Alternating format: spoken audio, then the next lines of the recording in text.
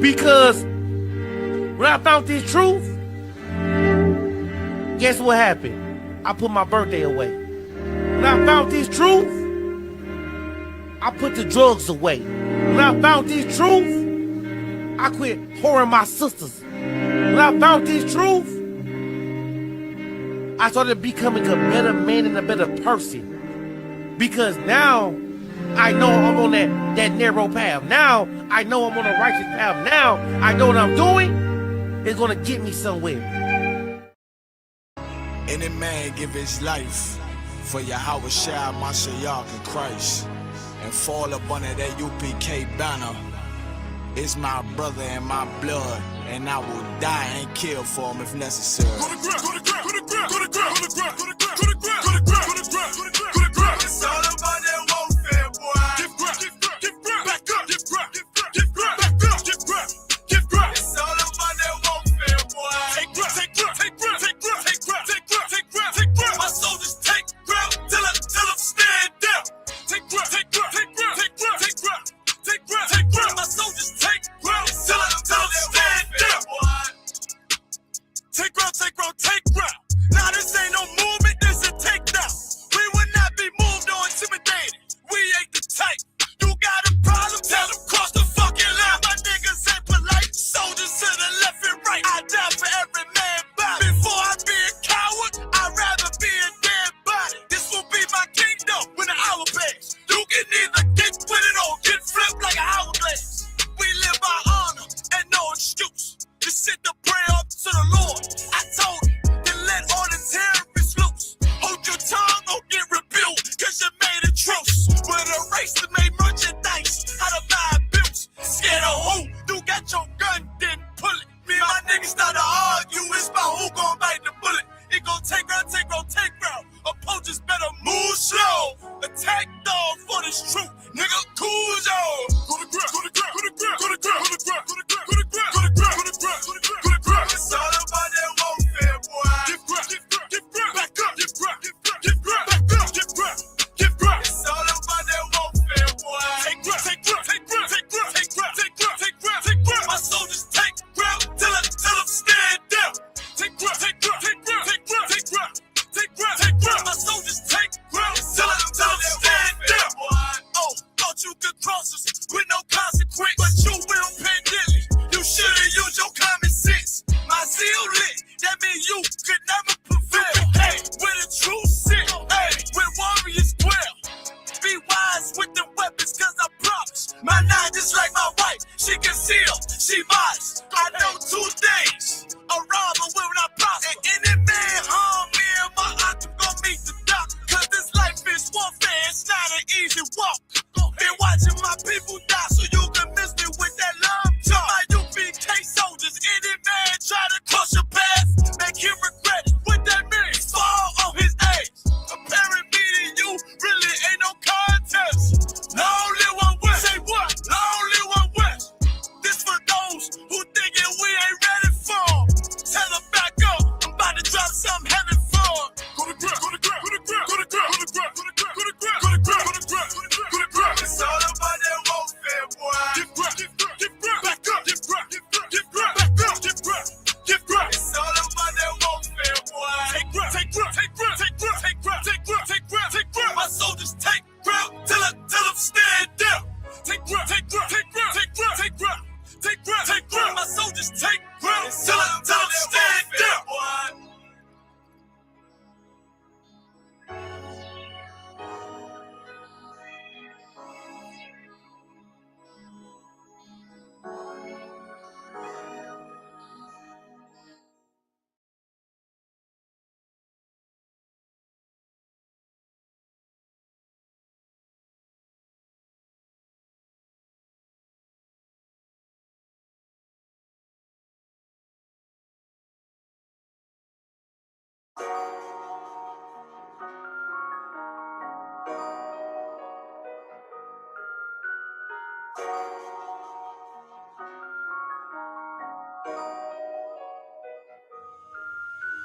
Warrior with the hands, that's what I'm all about. Hunger in my eyes,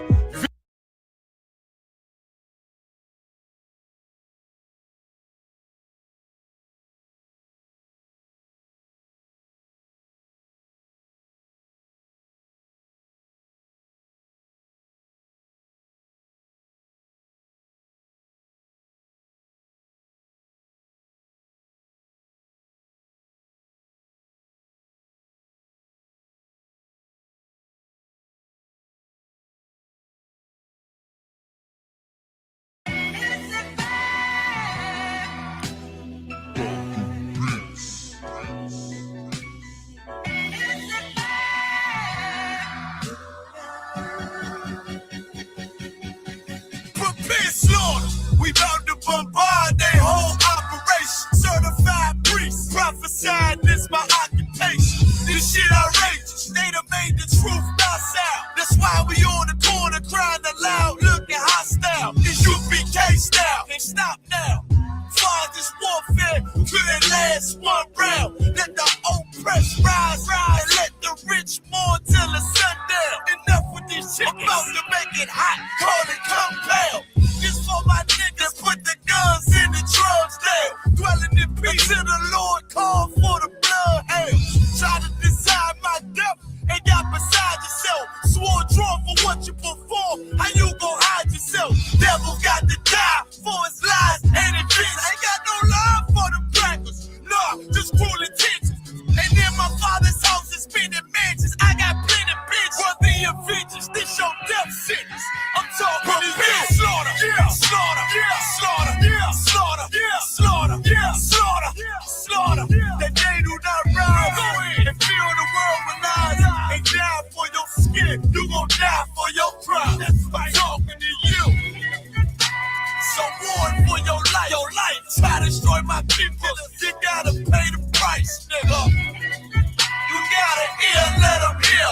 Till the devils that they in this deal. Slaughter, yeah, slaughter, yeah. Now they shook from vicious words out this handed book. Bound to take these rappers back to school. My flow said and hook. They crossed the line, ain't no coming back. You became no cowards. The only thing sweet is the honey jet. Righteous is the Lord. Give me rest from my sorrow. And hand down death for them devils. There's no tomorrow. Why? Cause they violence leave a man a stiff corpse. You see a flag in a bench, I see horns in a pitchfork. Go ahead. So please believe it. The white man is a demon. And I ain't gon' vote for them to free me. No. They beat us till we the color purple. That's why this knife till they broke like ceiling. You got this nigga on his knees. They wanna have peace. We screaming, let this bitch burn at 1,000 degrees. I'm laying in the bosom of revenge. I told her I'd do anything she pleased as I squeeze on the double D's. Fuck you, man.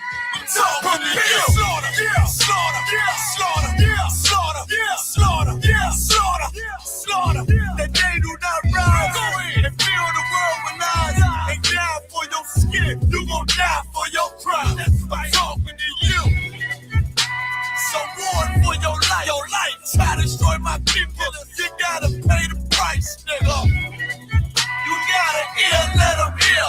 Till the devils that they in this deal. Slaughter, yeah, slaughter, yeah. The police just shot him for no apparent reason. No reason at all. They asked for license and registration. That's the police officer over there that did it. With the black on.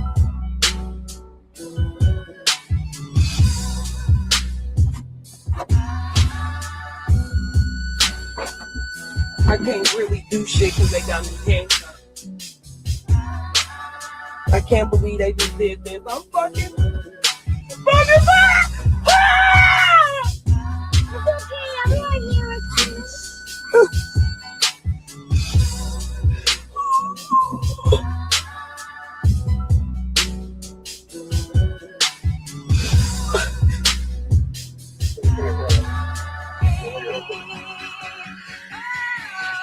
Slaughter, yeah, slaughter, yeah, slaughter, yeah, slaughter, yeah, slaughter, yeah, slaughter, yeah, slaughter. That they do not rise. Go in and feel the world with lies. And die for your skin. You gon' die for your pride. That's right. Talking to you. So warn for your life. Your life. Try to destroy my people. You gotta pay the price, nigga. You gotta hear, let them hear. Till the devils that they in this deal. Slaughter, yeah, slaughter, yeah.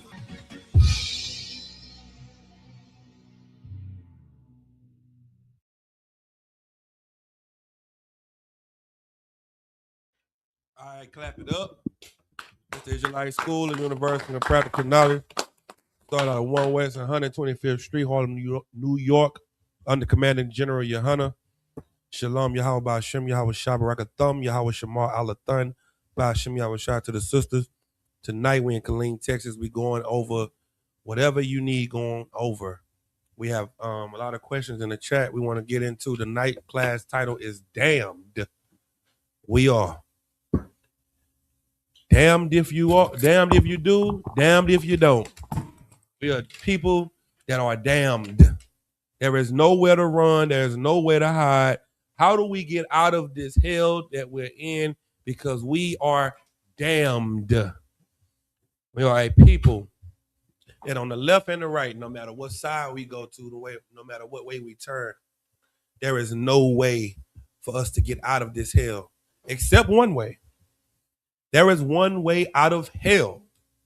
And the only way to make it to heaven is through hell.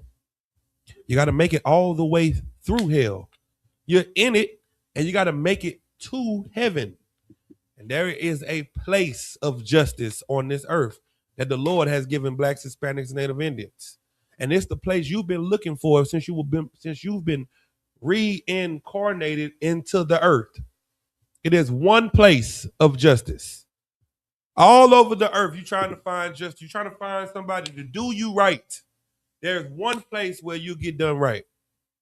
We're going to talk about that today. If anybody got any questions, we're going to go into the questions. How many questions in the room? You can raise your hand. We can get into your questions as well. Caucus, I'll go ahead. Salaki, sir. I just had a couple quick questions in 1 Samuel. The first one is in 1 Samuel 3:1.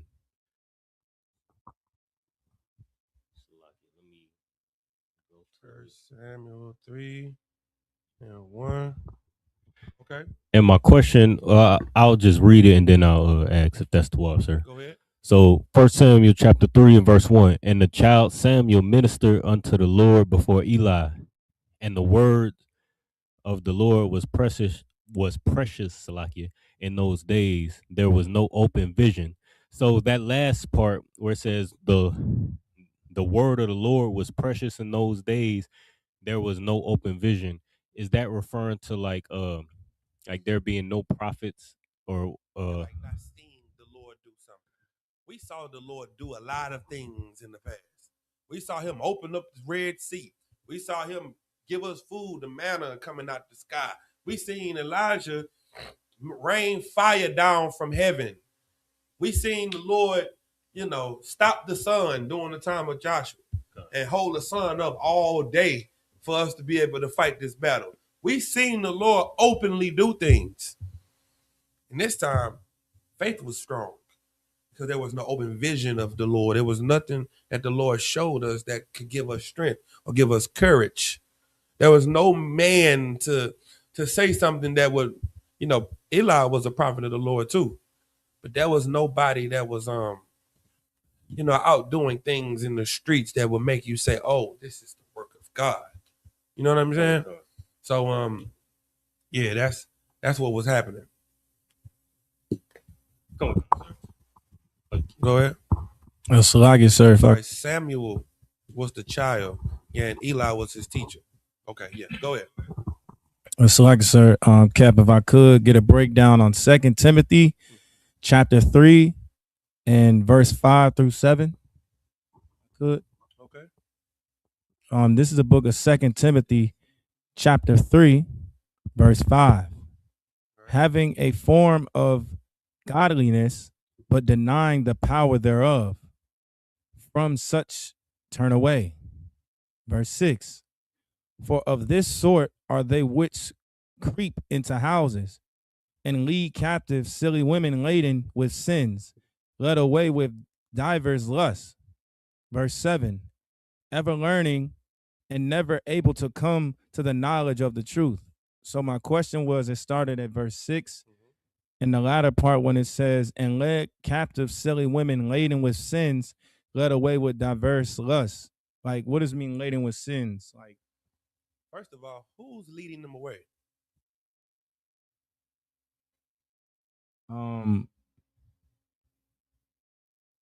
I would say men, maybe. What kind of men?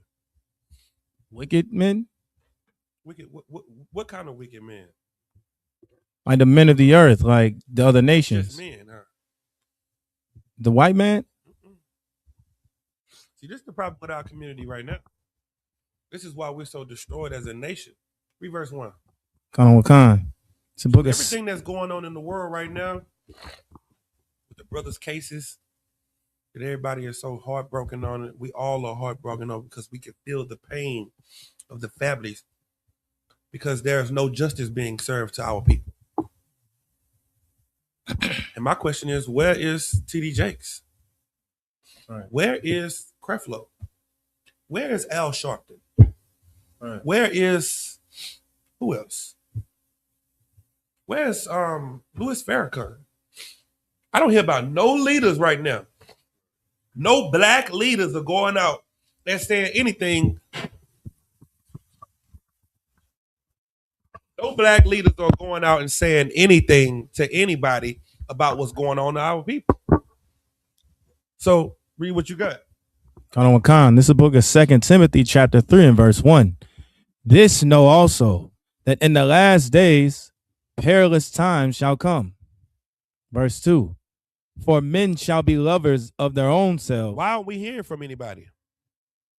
Because what? For men shall be lovers of their own selves. Because no one wants to make the white man mad. Because they love themselves. And that's why we don't have good leaders outside of UPK. Because your leaders love themselves. That's what this is talking about. This is talking about men that love themselves that are over the people. Keep going. Khan. Covetous, boasters, proud, blasphemers, disobedient to parents, unthankful, unholy. Keep going. Verse 3. Without natural affection, truce breakers, false accusers, incontent, fierce, despisers of those that are good. You know what? They some haters. They gay. They mean. They full of pride. They talk bad about the people. That's your leaders. Your leaders now are backbiters, false accusers, hypocrites, liars, without natural affection. What's natural affection? A man loving a woman. Right. What's without natural affection? A man loving a man. Well, that's what you see in the pulpit. That's why they don't have the strength to fight for the people, because they need all their strength for back shots. That's what they use their strength for. They got to muster up the strength for what they about to receive, not what they give. And those are the people that lead over the people. Keep going. Khan. Verse 4. Traitors, heady, high-minded, lovers of pleasures more than lovers of God. Yeah, these are traitors, high-minded people that only care about themselves and not the Lord. Anybody that's telling you the solution to the problem that we're having right now is to vote, they're not thinking about the Lord. Anybody that's telling you that we're going through all this pain and all this that we're going through, now we got to get to the booths and we're going to have to show them, how what we coming with. You don't understand how to fight this fight. And your leaders don't understand how to fight this fight. Keep going. Khan. Verse 5. Having a form of godliness, but denying the power thereof. Having the truth. Read that again. But denying the Having power. what? Salakia, having a form of godliness. Having the truth. Having a form of godliness. What's a form of godliness? Shalom, my brother. Hey, blessings, brother. Blessings, queen. Hey, peace, God. Grand risings. Hey, queen, my black goddess, queen of the divine earth. My divine goddess, having a form of godliness. Why? Because that sounds good. That sounds real good. Feel good, too. For somebody to call you peace, God. As you send a cloud of smoke. The nigga telling you peace, God, he walking up with his man. He telling you peace, God. Having a form of godliness, but what? But denying the power thereof. But you're denying that the Lord is going to kill you for this unnatural affection. You're denying that the Lord is going to unalive you for all the evil that you're doing and how you're scattering his people. You're denying that. You're ignoring the fact that what you're doing is going to get you killed. Keep going. From such turn away. From what? From such turn away. Better get away from them. Better get away from these false prophets, from these liars. Keep going. Verse 6.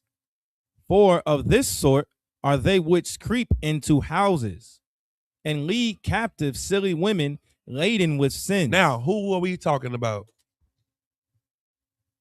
Yahaja. Of this sort, who are we talking about? The men. What kind of men? The men that are lovers of themselves. And who are these men that are lovers of themselves? Our leaders. Give them a hand. Men that are lovers of themselves. When with this case going on, Al Sharpton should have came and gave that young man consultation. Right. They should have found the next. Wasn't it a black man that got the Asian off? Damn. Wait. Look that up. Who was the lawyer for the Asian? Let's see. Now, if we're gonna start something, if I was correct, because I have a feeling his lawyer was black. Please be wrong.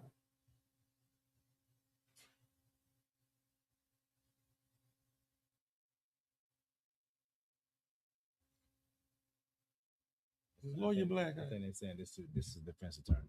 Please tell me I'm wrong. I don't see the picture. I think what's that right there? What's that? That ain't the same thing. Right. Yeah, I think this is right. Click on that. Right here? Or this one? Is that it right there? That nigga right there? I hope that ain't the video. The Dark Knight. Right. Let me tell you, everybody else know who to ask for help. Everybody else know. Why don't you know? Because you think it's better to go white. You think white people can keep you safe. So you know what the black people did? They went and got a white lawyer because they thought the white lawyer would keep them safe from the white people. The problem is there was no black leader to step in and say, no, we want a black man to represent this black boy. Because a black man would have made sure that they would have gotten black people on the jury. They would have made sure that they would have done all the things they needed to do to support and help this young black man. Right. You know who wouldn't do that? A white man. Because a white man don't care. Keep going. And led captive silly women laden with sins, led away with divers lusts. So who fills the church up? The women. They fill the church up because the leaders got carpet in that church with the nice, drapes, and it smell good. And they got the organ and the drums and the singing and the preacher. And they, boy, you better get on, boy. But the fans, they probably in the church clacking fans now. You can't tell me they're not in the church doing that. You can't tell me they ain't doing that. You know why? Because they are advertising to silly women. Right. The church is full of women that don't want any guidance, that don't want leadership, that don't want to be taught anything, but they do dance, they do sing, they do dance. What kind of dance they do? When they're in the club, they throwing that ass in the church in the circle. Right. But when they in the church, what's the name of the dance? Praise dance. Now, this is praise dancing. And then what you're doing in the club is what? That's twerking? Right. It's the same thing. You're doing the same praise. You're giving the praise to the same God. It ain't no different. Well, the only reason you think it's a difference is because the leaders make you feel like what they're giving you is what you need when it's not. Keep going. Verse 7. Ever learning and never able to come to the knowledge of the Read truth. that again. Verse 7, ever learning and never able to come to the knowledge of the truth. How long your granny been in church? 70 years? You show a Okay. picture of Black Jesus, what's the question gonna be? Is she gonna say, who is that? Who is? Give him a hand. What you gonna say? She gonna say, who is that? Who is that nigga right there on this picture with them funny looking clothes on? You show her a picture of white Jesus, what's she gonna say? My Lord and Savior. Hallelujah. Ever learning, not able to come into the what of the truth? The knowledge of the truth. She's never going to be able to get the understanding that Christ is Black just like her. She's never going to be able to, because the church played on her emotions for all these years. And now when the truth comes out about who Christ is, she can't receive it. She's been bamboozled. The brainwashing is too deep. It's too strong on her mind. That's what this is about. This is about wicked leaders that take advantage of the poor, the sick, the downtrodden, the broken, the hurt, the widow, the woman, the male, the child, everybody. And that's who Christ is the most mad at. The false prophets. Go ahead. So if I could, Salaki Cap, could this be a precept to when it says in the scriptures, woe unto the pastor for they scatter my flock? Yes, you can use this because this is in context with leaders and shepherds. Your shepherds have led you astray. A shepherd is supposed to keep the flock together. And these religious leaders and these people, they've made sure that we could never be together. All right? Let me give me, you good on that? Most High Christ. Go ahead. Oh, Salaki, sir. I just had Salaki. Let me go back to it. So I had just two questions back in 1 Samuel. Okay. Salaki. So in 1 Samuel chapter I believe 8. My question was where it says a couple times in chapter 8 and also chapter 9 where it says from his shoulders and upwards, describing Saul. Is this talking about just his height? Like, Height. okay, Yeah, he just how tall he was, because Saul was picked to be king because he was so tall. He was strong, he was tall, he was a Benjamite, he was popular. And so they were like, he gonna be the king, because they didn't choose the king off of his integrity and off of his, righteousness. They chose the king off of his popularity.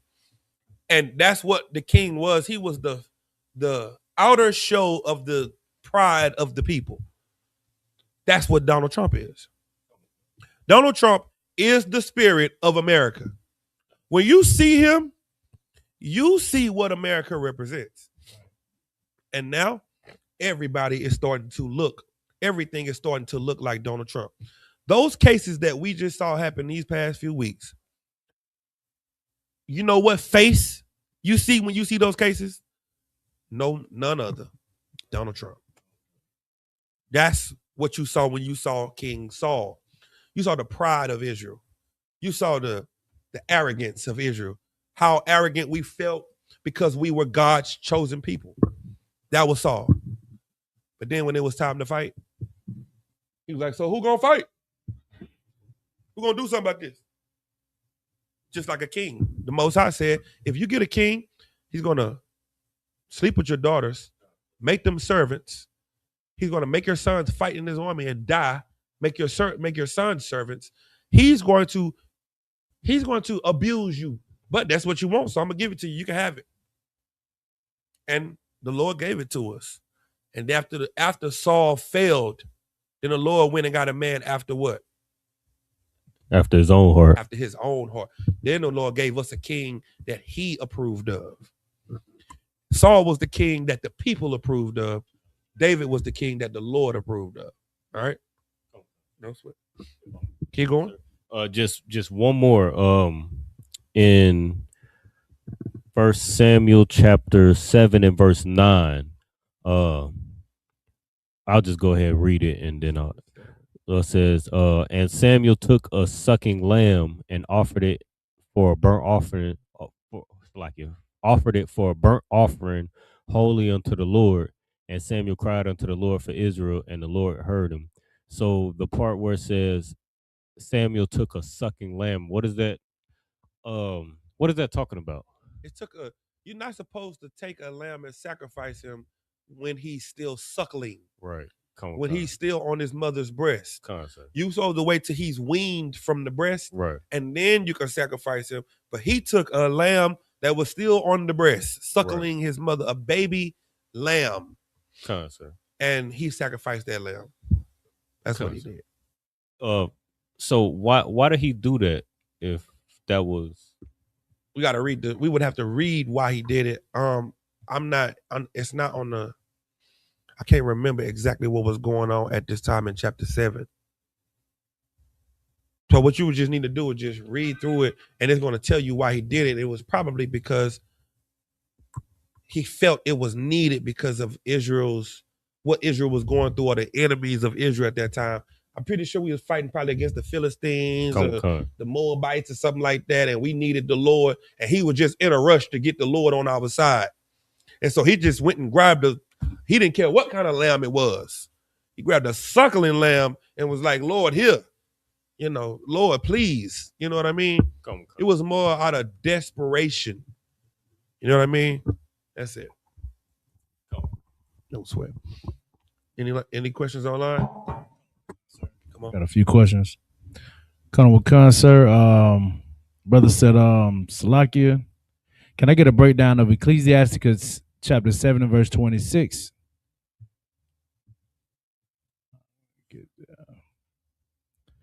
All right, this is the book of Ecclesiasticus, chapter 7 and verse 26. I'm assuming he just wants to, the question is, part of the question is, what does it mean to have a wife after thy mind? Okay. This is the book of Ecclesiasticus, chapter 7 and verse 26. Hast thou a wife after thy mind? Forsake her not, but give not thyself over to a light woman. Okay.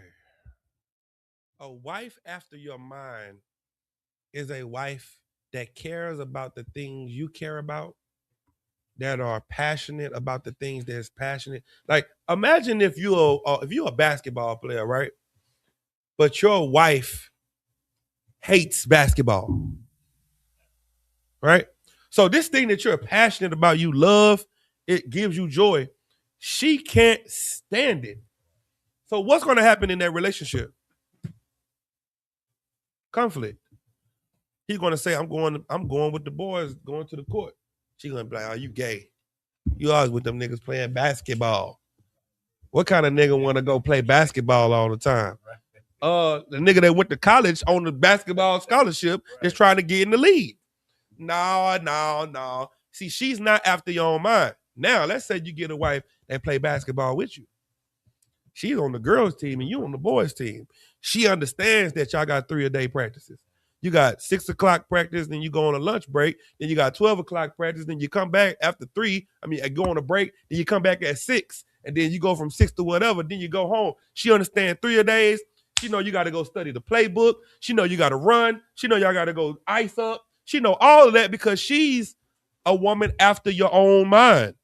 She's gone through what you've gone through. So now it's not foreign to her. She can relate. She respects it. She's down with you. She's giving you help. Here, baby, you need this knee brace. You know what I'm saying? Because we doing all this running and stuff, and this is gonna wear on your knees. Here, put this what's them tight shirts and stuff on?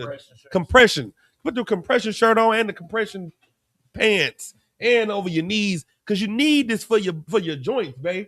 Damn, baby, I appreciate it, because I'm just out here. I'm just a hooper. But she thinking about the other things you need to be a solid, safe, healthy hooper. That's a woman after your own mind. But then a light woman, what's a light woman? That's a woman that's just, oh, well, I'm finna go turn up. I'm finna go out. You doing all this. I don't care about none of that.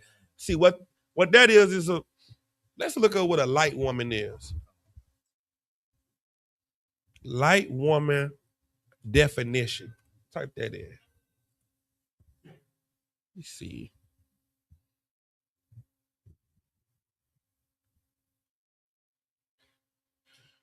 Colonel Wakan, sir. See more?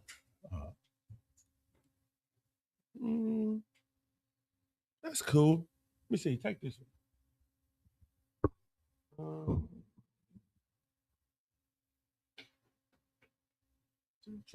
Colonel Wakan, sir, the definition of a light woman, the traits, she is typically described as playful, charming, radiant, and focused on personal happiness and peace. It's a golden retriever vibe that represents joy, ease, and emotional positivity. See, a light woman is a woman that's more focused on happiness, joy, peace, turning up, you know what I'm saying? And not serious things. What's serious? Things that's serious to you. See, women don't understand this about themselves. Women were made to help men. The Lord saw Adam and said, it is not good that a man be alone.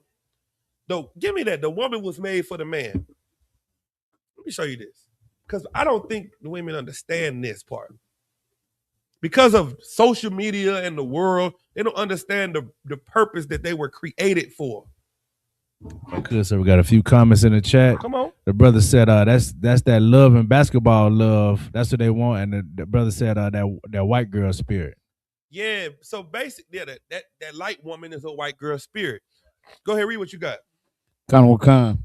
It's the book of 1 Corinthians chapter 11. I'm gonna start at verse 7. For a man indeed ought not to cover his head, for as much as he is the image and the glory of God, but the woman is the glory of the man. The woman is the what?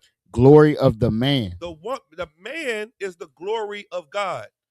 We are the one that enforce God, his spirit, and everything on the earth. We show everybody that God is real. The man does. And the woman is the glory of the man. What does that mean? Good. Like if you got like a good woman on your side, it's like a good representation. It's like it feel good to have a good woman on your side than rather a woman that's like, you know, shameless, just out there. But if you got a good, steady, solid woman on your side, it looks good. Yeah, so like the glory. What? Go ahead. If I could, Cal, I was about to say, like, probably the best example is like Beyonce for Jay-Z. Like everybody ain't nobody talk about Jay-Z, but everybody talk about Beyonce, and he get notoriety just off the strength. See, a woman is like an ornament to a man. A woman is like jewelry. Like it's like, and this doesn't mean a woman is just an ornament or jewelry to a man, but that's what she's like. Like you can have a man with good clothes on, but then we start throwing jewelry on. It's like, damn, this nigga, this a whole nother nigga. Well, that's what a woman is to a man. While he by himself, she's like, oh, that's a good man. When you see him with that woman, it's like, damn, he got that type of woman. Men respect other men based off of their women. We was out the other night. And I'm talking to this brother after the club, and I'm like, yeah, bro, you know, Black Power and unity and coming together and Black and Hispanics, and we gonna rule the earth and all that and that. And Buddy looked at me and said, yeah. But do y'all got y'all bitches in check though? And when he said that, I was like, damn. I was like, yeah, nigga. Hell yeah. He like, show me. I pull out my phone. I show him my reel. I was like, all right, so what I need to do? I was like, damn, that's all it took. Right. And niggas like, he wasn't finna follow or respect the man that's talking all this woman, multiple wives, you know, you lead the world, revolution, and you ain't got no good woman on your side. Because a woman is an ornament. A woman is made for the man because the woman is the glory to the man. Well, guess what kind of woman that ain't gloriful? Guess what type of woman that don't make you look good? Guess what type of woman isn't ashamed? A light woman. And you don't want to have no light woman walking on the side of you and you a man of prestige. What if Martin Luther King was walking with, what's her name? Coretta Scott, and she was a hoe? then nobody would have respect Martin Luther King. You out here doing a 1,000,000-man march. You need to be at home before 1,000,000 men be marching in your house. Go ahead. I could, Kev. That's the main thing. Like brothers in the world will use to discredit you. It's like, oh, we all done ran through your gas. That's how a brother in the world discredits you. Oh, bro, come on, bro. You a simp. You a simp, bro. You weak. You weak because of her. You cannot have a light woman and be somebody powerful. No, you can't. So what is this telling you? Don't give yourself over to a light woman because it's going to destroy your reputation. And it's going to destroy what you're trying to build. Is that it? It's a little bit more on. Come on. I'm still on. Yeah. Corinthians. Keep reading that. Come. For the man is not of the woman, but the woman of the man. Read that again. For the man is not of the woman, but the woman of the man. It kills that whole black woman is God stuff. The woman comes. Everybody comes from the woman. The man, the woman is. Read that again. Con. For this Salakia, neither was the man created for the woman, but the woman for the man. The woman was created for the man. The man was not created for the woman. The woman's job is to be there and help and assist and strengthen and be there by the man's side. Those two working together makes something glorious. That's what it is. So you're going to destroy the thing you're trying to grow if you give yourself over to a light woman. All right? Hopefully that answers the question. Hey, Kahan, can you go check on just look out the window? Go ahead. Next. So like I said, if I could, there's a few comments in the chat. The sister said, she said, my husband cheated on me while he was playing basketball with the boys while I was at work. Does he get bad karma? I played basketball with him for years. Men can't handle good women nowadays. Work and come home with no friends. Men like the easy women. That was all one message? That was two messages? That's the same person? Salakia. How was he cheating on you at the basketball court? Was he cheating with one of the guys? I'm confused by how he was cheating on you at the basketball court. Did he sleep with the woman at the free throw line? All right, explain to me the cheating. I'm confused. You gotta give me a little bit more. That was too deep for me. We'll need a little breakdown on that. And what else did she say? What was the second part? Oh, the second part was she said men can't handle good women nowadays. Work and come home with no friends. Men like the easy women. The easy women. See, that's where you lost me at. What do you mean about easy? Is the easy woman the woman that don't argue? Or is the easy woman the woman? Because she said work and come home with no friends. Okay, that's not a problem. You working and coming home and having no friends is not the issue. What do you mean easy though? Because women that are easy to a woman are called pick-me's. A woman that don't argue, a woman that's by her man is what women call easy women. So the women that are good women are hardworking, they take care of this and they got strong opinions and strong mouths and a strong left hook. That's a hard woman. But you don't want them to have the easy woman. I got to get a little breakdown, sis, to help me understand. Go ahead, sis. Salakia, sir, if I may. When I was growing up, I was always told the easy girls or women were the ones who were dealing with all the men, like laying down with them. So you mean easy as in getting promiscuous? Concept. A woman that's not promiscuous don't get good men, but the easy women get good men. Okay, so this is my question. Are the easy women getting good men? Not in my opinion, sir. Oh, sis, you might need to check what type of man you got, because maybe you don't have a good man because he's going after the easy women. See, in the Isupk, we believe that a man can have more than one wife, right? And with that knowledge, it makes a man keeps his pants binded at the crotch. You know why? Because we understand how serious it is to have sex. So, let me give you an example. How long you been in the truth? 5 years. So what's that? 365 days times 5? Give me that. Somebody look that up. 1,600, 17, 16, 1,700. Do you have at least 25 wives? What about 10? 5? Okay. What about 3? Oh, damn. So with a man knowing that he can have more than one wife, that doesn't unzip his pants and make him go and sleep with everyone. Because men are not light men.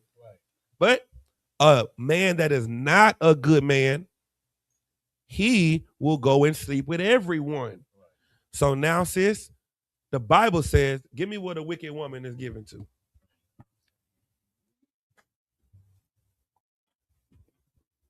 Let me handle that. Colonel Concert, this is the book of Ecclesiasticus, chapter 26 and verse 23. A wicked woman is given as a portion to a wicked man. Let me tell you why it was so easy for y'all to find each other. Because both of y'all are wicked. Because a wicked woman is given to a wicked man. See, you can't conveniently be stupid or taken advantage of. You know, like, you don't want to be the type of woman to say, oh yeah, I met him, he was a 6-figure man, but he took advantage of me and took all my money. You went with him because you thought he was a 6-figure man. Right. So now when you find out the 6 figures come from you, you can't get mad at him because you were trying to take advantage of him. He ended up taking advantage of you because both of you are perfect for each other. Y'all are both evil. And y'all found each other trying to take advantage of one another. Equally yoked. You read that? What was that scripture that the first question was about? Give me back go back to Ecclesiastes. Now you stay right there. Ecclesiastes 7 and whatever. This is what you, 26.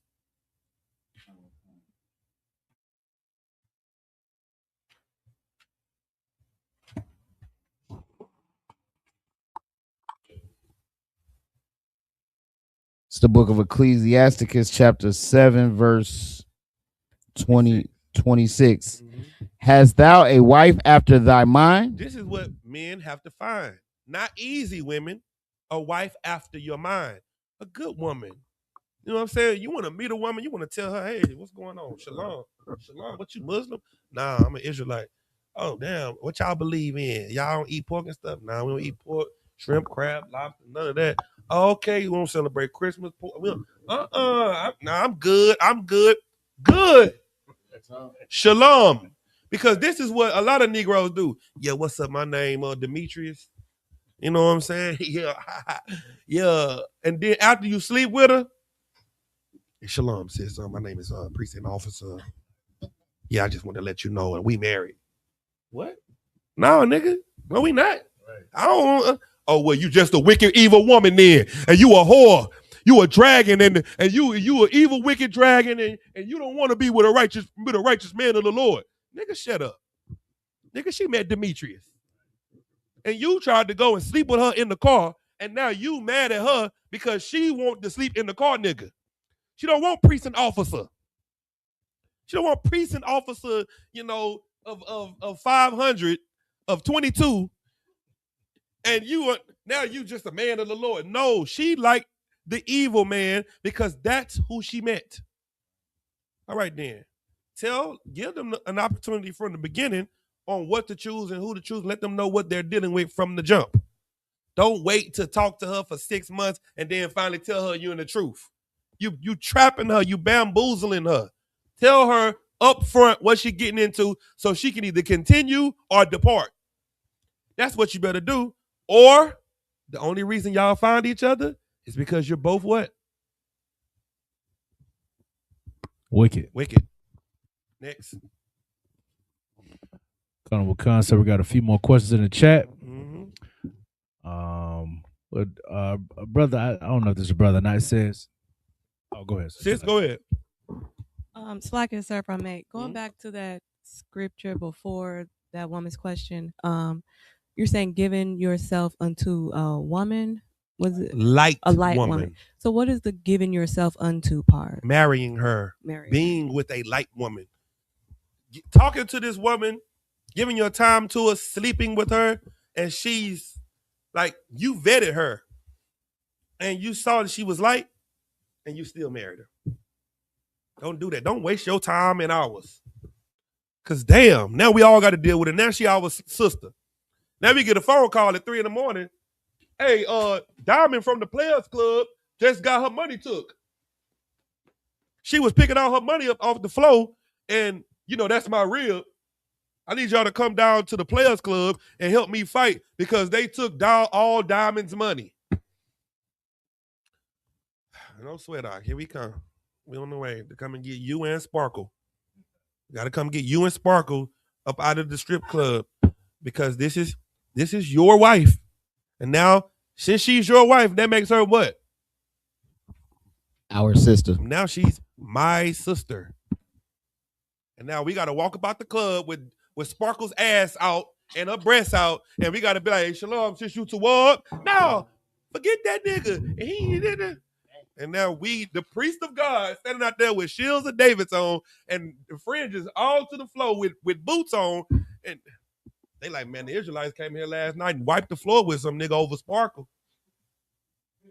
We had to whoop a nigga over Sparkle. Y'all better leave Sparkle alone. Come on, Sparkle. Come get in the truth, damn it. Damn, come to class. Or you leave Sparkle where she's at. Leave her there. You mean to tell me you looking over all these sisters in the school to go and get Sparkle? You know why you left her and you didn't want the good sisters in the school? Because a wicked man is given to a wicked woman. You don't want a good woman. You like a hoe because when a hoe leaves you, you know who you can blame it on? The hoe. Give me that scripture in the New Testament when Christ said, don't join no hoe. We don't want to join to the hoes. You keep trying to join us to the hoe. Paul was like, please don't bring the hoes in here. Now she's a daughter of Commander General Hunter because you the son of Commander General Hunter. God damn, come on. Gotta do better. What you got? Colonel Wakan, sir, this is the book of 1 Corinthians chapter 6 and verse 16.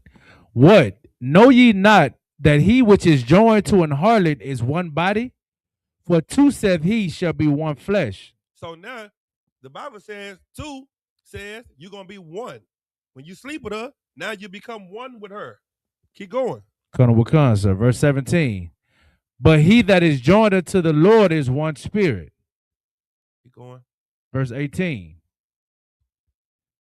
Flee fornication. Every sin that a man doeth is without the body, but he that committeth fornication sinneth against his own body. You sinning against the body. You sinning against yourself and the school. You didn't slept with Sparkle, and now Sparkle is a sister of us. And we got to go and fight in Players Club for Sparkle. Listen now. Don't do that to us, please. Don't do that to our wives. Now we got to go into the strip club to fight for some hoe that ain't trying to be in the truth, that don't want to serve the Lord. She's just your woman. You like what she do for you, and we got to go risk our lives for her. Please, and for the sake of the brotherhood and the sisters that love you, please don't go and marry a light woman. You got some more? I'm going to skip up verse 15. Know ye not that your bodies are the members of Christ? Shall I then take the members of Christ and make them the members of an harlot? So now what you going to do? You're going to go and take the body of Christ, which is you, and go and connect it to Sparkle, the harlot. And then come back and be like, y'all should struggle. Duh. You know, Sparkle, you know where she getting that extra money from, huh? Hope you don't think it's from picking up, mopping, sweeping the floor. Sparkle is getting extra money from favors in the VIP. That watch you got, that's the VIP watch. That chain, that came from the VIP. Sparkle ain't your wife, but you can't let her go. Please. Don't give yourself over to a light woman, because we're going to see how light you are. It's going to affect who you are and how everyone looks at you, because now we're going to see that a wicked woman is given to a wicked man. Next. Colonel Khan, sir. Somebody asked in the chat, it said, do people in other Israelite groups believe that all Israel has the truth, or do they believe that no one has the truth? That's an excellent question. Anybody know that? Do people in other Israelite groups believe that they have the truth, or do they believe that nobody has the truth? Anybody? Let me see. What you got? Nigel? If I could be wrong, but I believe they'll say somebody originated it, but they'll believe that they have pieces of it, or other groups have pieces of it. So my question is, do they have the truth, or does nobody have the truth? Well, I wouldn't say they have the truth. What would they say? They have the truth. So you said they would say that they have the truth. Like other Israelite groups? Yeah. So does IUIC think they have the truth? I've heard them say it, and other groups. Okay. Anybody else?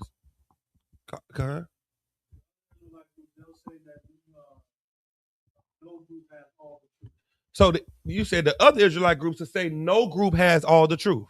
Is that what you're saying? That's exactly what they teach. Right. Give me 1 Corinthians chapter 13. Let me show you what they teach. This is they breakdown right here. 1 Corinthians 13. You know what I'm looking for? The prophesying part.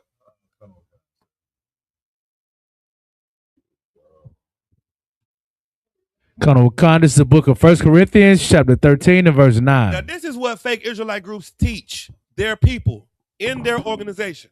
They say this: nobody has the truth. We don't have the truth. They don't have the truth. They don't have the truth.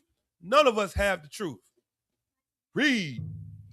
This is the book of 1 Corinthians, chapter 13 and verse 9. For we know in part. You see what that say right there? Read that again. For we know in part. The Bible says that we what? For we know in part. Go ahead. And we prophesy in part. This is what fake Israelites say. Fake Israelites say we know in part and we prophesy in part. So you know what they believe? Nobody has the truth. Because we got a part of the truth, you got a part of the truth, none of us has all the truth, but we'll find out. Oh, read the next part. Colonel Wakansa, verse 10.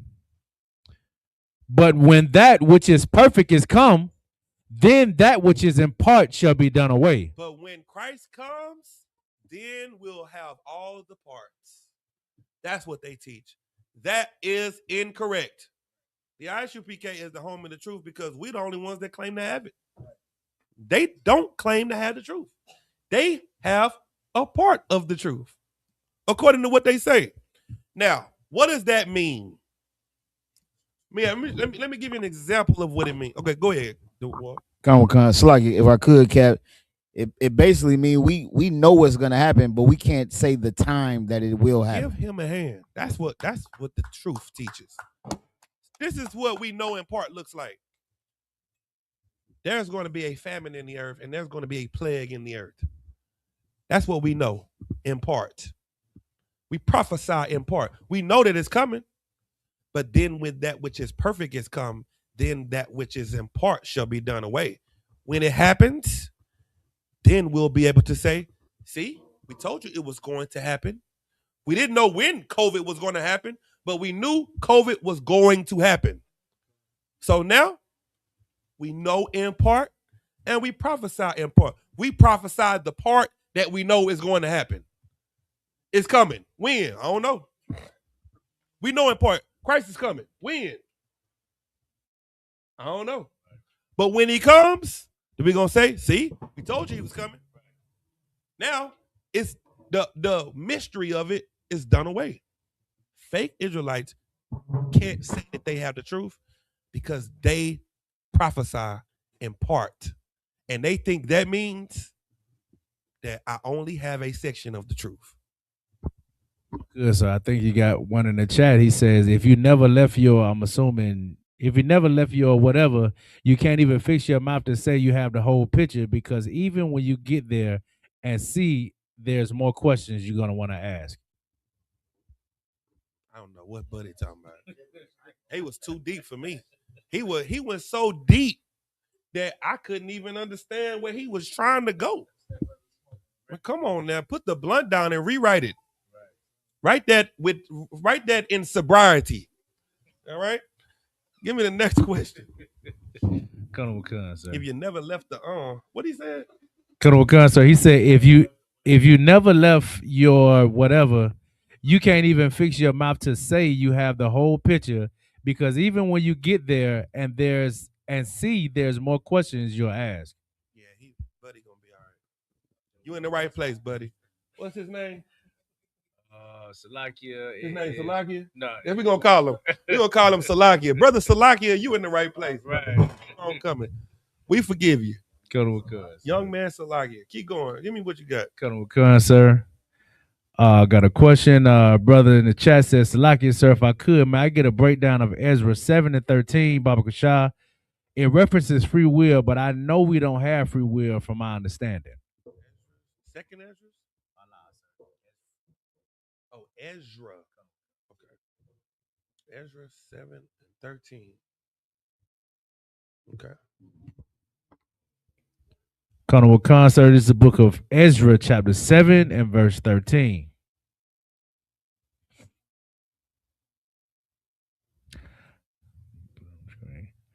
I make a decree that all they of the people of Israel and of his priests and Levites in my realm, which are minded of their own free will, to go up to Jerusalem with thee. Okay, this is not talking about the free will like we were taught about in church. This is just saying with their own freedom. Just think about it like this. Why are you in class? What did you use? You used your own free will to come to class. This is not like you were destined to be here. This is a part of the destiny. This is just, today I'm going to go to class. Today I'm going to pull up. Today I'm going to watch it online. You know what you could do? You could click right out of this video and go somewhere else with your what? Free will. Free will is not religious. It's your thoughts. You can do what you want to do with your thoughts. And that's what people don't understand. Okay, Blacks, Hispanics, Native Indians, you have the freedom to do whatever you want to do. You know what you can't choose? Your punishment. And you see, this is perfect to go right into what we was going into, because you damned if you do, you damned if you don't. If you run away from the gun, you get shot in your back and you get no justice. If you defend yourself, what happens? You go to jail for 35 years. So what can you do? Nothing. You're damned if you do and damned if you don't. There is one thing that you can do. And that's what the Lord has been trying to get us to understand forever. He's been trying to get us to use him as the superpower for your life forever. But we've only used the power that our oppressor has given us. We think that the only way to fix our problem is to vote, is to march, is to riot. That's the power they give you. And you still get vilified for it. You still get nothing, nothing ever happens for you doing these things. Right. So, what is the most important to do? What does the scripture say to do? Fear God and keep his commandments. This is the whole duty of man. That's what life is about. Obeying the Most High. This free will, this is just saying they did what they wanted to do when they went up to Jerusalem. That's all it's saying. This is not, religious. All right? Any more questions? Khan, sir. Brother Salakia, he rewrote it. I don't know if you want to read it. Okay. Colonel Khan, sir. So he said, if you never left your body, you can't say you have the whole truth, because when you have an out-of-body experience, you'll have a lot more questions to ask. I totally understand. Just put the weed down, brother. We want to talk to you in your body. We just want you in the body when you in class. We don't want to talk about your out of body experience. That's when you astro projecting around and flying around. We can't talk about astro projection. Let's just talk about what happens in your body. You know, the white man is the devil in the body, right? Not in the astro projected world. Right. In reality, we're getting unalived, and people are getting off from killing us. What we just saw in the news the other day was a lynching. It was a public lynching in the 21st century. That's what we just saw. These the new lynching. I got a picture. Give me my picture of Buddy with all his partner, with all his counterparts. Show me that. Right there. Pull that picture up. Pull that picture up. Let me show you something. You see that right there? You say, how is this legal? Austin's dad is at a house party with the judge and the DA. That's what's happening. Is that astro projected?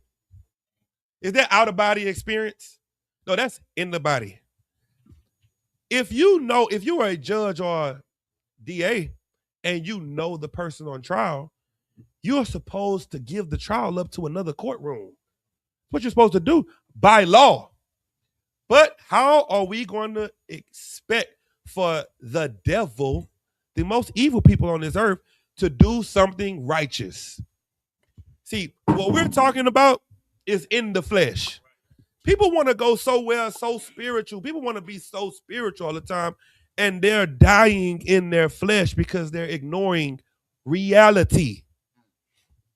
This is real. This is Austin's father at a house party during all of the trial and everything with the DA and the judge. This is on the internet. This ain't hidden. Right. Did this stop the trial from happening? No. You heard about the Epstein files? You heard about that? Millions of pages of all of the billionaires doing lascivious and evil and disgusting things. Who's lost their jobs? See, that ain't spiritual. Damn. That's in the flesh. And that's what we need to focus on, the things that's in the flesh. It's happening right before you. The problem is, your leaders. Go ahead, Dewar. It's like, Cat, what you saying so heavy too, because like you said, like Trump is their face right now. And Trump came in and put all his partners in every seat. Anybody that wasn't talking about what he wasn't talking about, they had to go.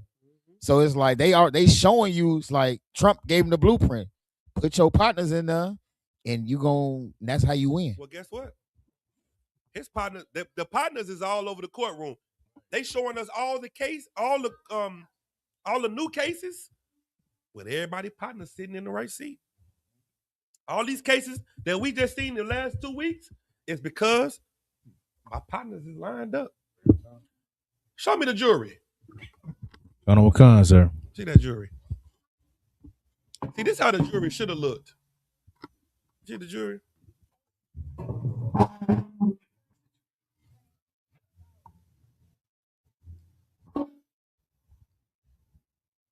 This is how it should have looked.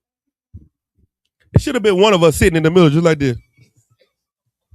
It should have been one of us sitting just like this in the middle of the jury. With a headband on and hair down, looking like this. Do you know why it was none of us in the jury? Let me see if you can grasp why. Because they were looking for someone that was unbiased. And when we all went to the interview, what did we say in the interview? Anybody? So like, is there that we was gonna be biased? We was like, listen, I'm gonna just tell the truth. Right. I'm gonna just keep it real. I don't feel like he did nothing wrong, and I'm gonna just tell the truth. It was like, no problem. Thank you. Next. Then another one come in there. Yeah, what's up? What you need? Look, I'm gonna just keep it real. No problem. Thank you. And then the white people came in there. Put them up. Take me off the screen. Put them up alone.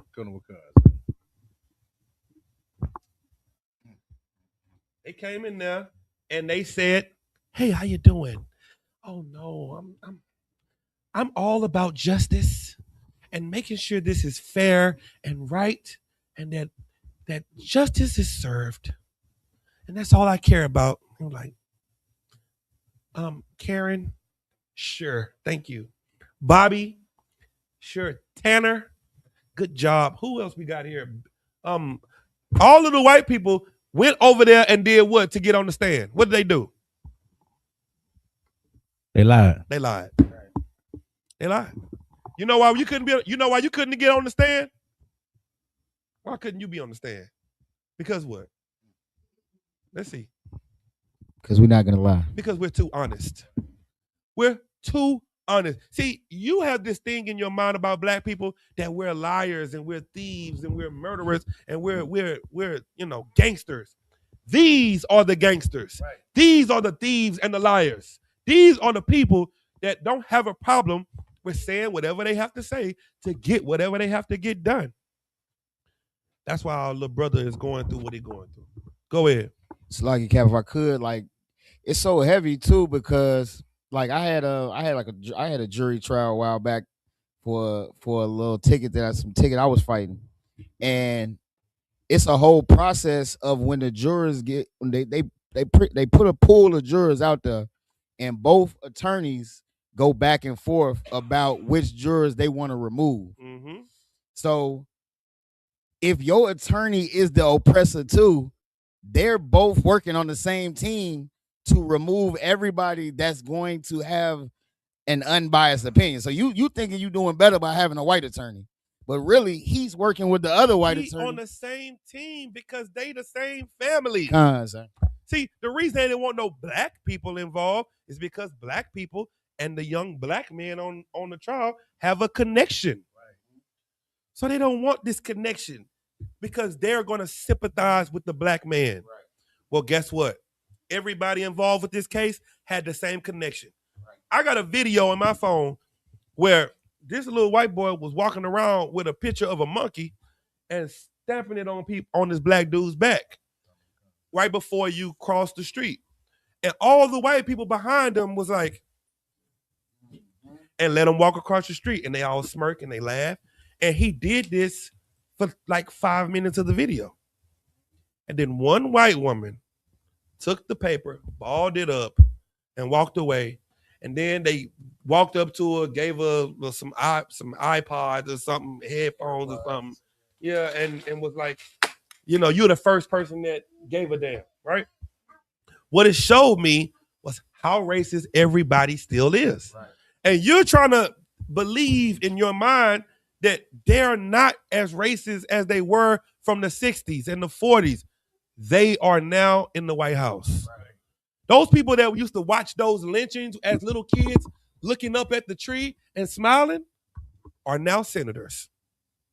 They're now governors, and they raise their children and their family to hate you forever. Right.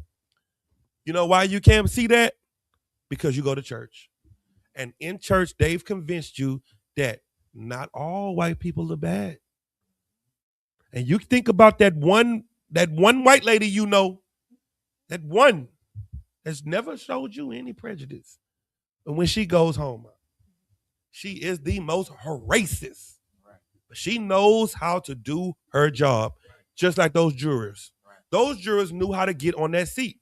That one white lady knows how to keep you close to her because they are the devil in the flesh, not in the space, not astro projected devil, not under the ground. In the flesh, they are the most evil people on the earth. Give me Matthew. Matthew 23:13. And if I could, Cap, go ahead. Like that's like when they removing them jurors, anybody that they think might have like some little sympathy, that they removing them off they like strike juror 13. And that's the whole process. Is they're judging who's gonna align with their thought process when they choose the jurors. Exactly. Go ahead. Colonel Wakan, sir. This is the book of Matthew, chapter 23 and verse 11. but he that is greatest among you shall be your servant. This is what you got to understand about a leader. You know who you're looking for to lead you? The people that's willing to serve you. You're not looking for somebody that's going to lead you, that's going to take all your money, that's trying to be in the front in the limelight. You're looking for, what did Christ do to prove that he was their leader? Christ said, if I can't do this, you can't be my disciple. What did Christ do to prove that he was their leader? Sisters?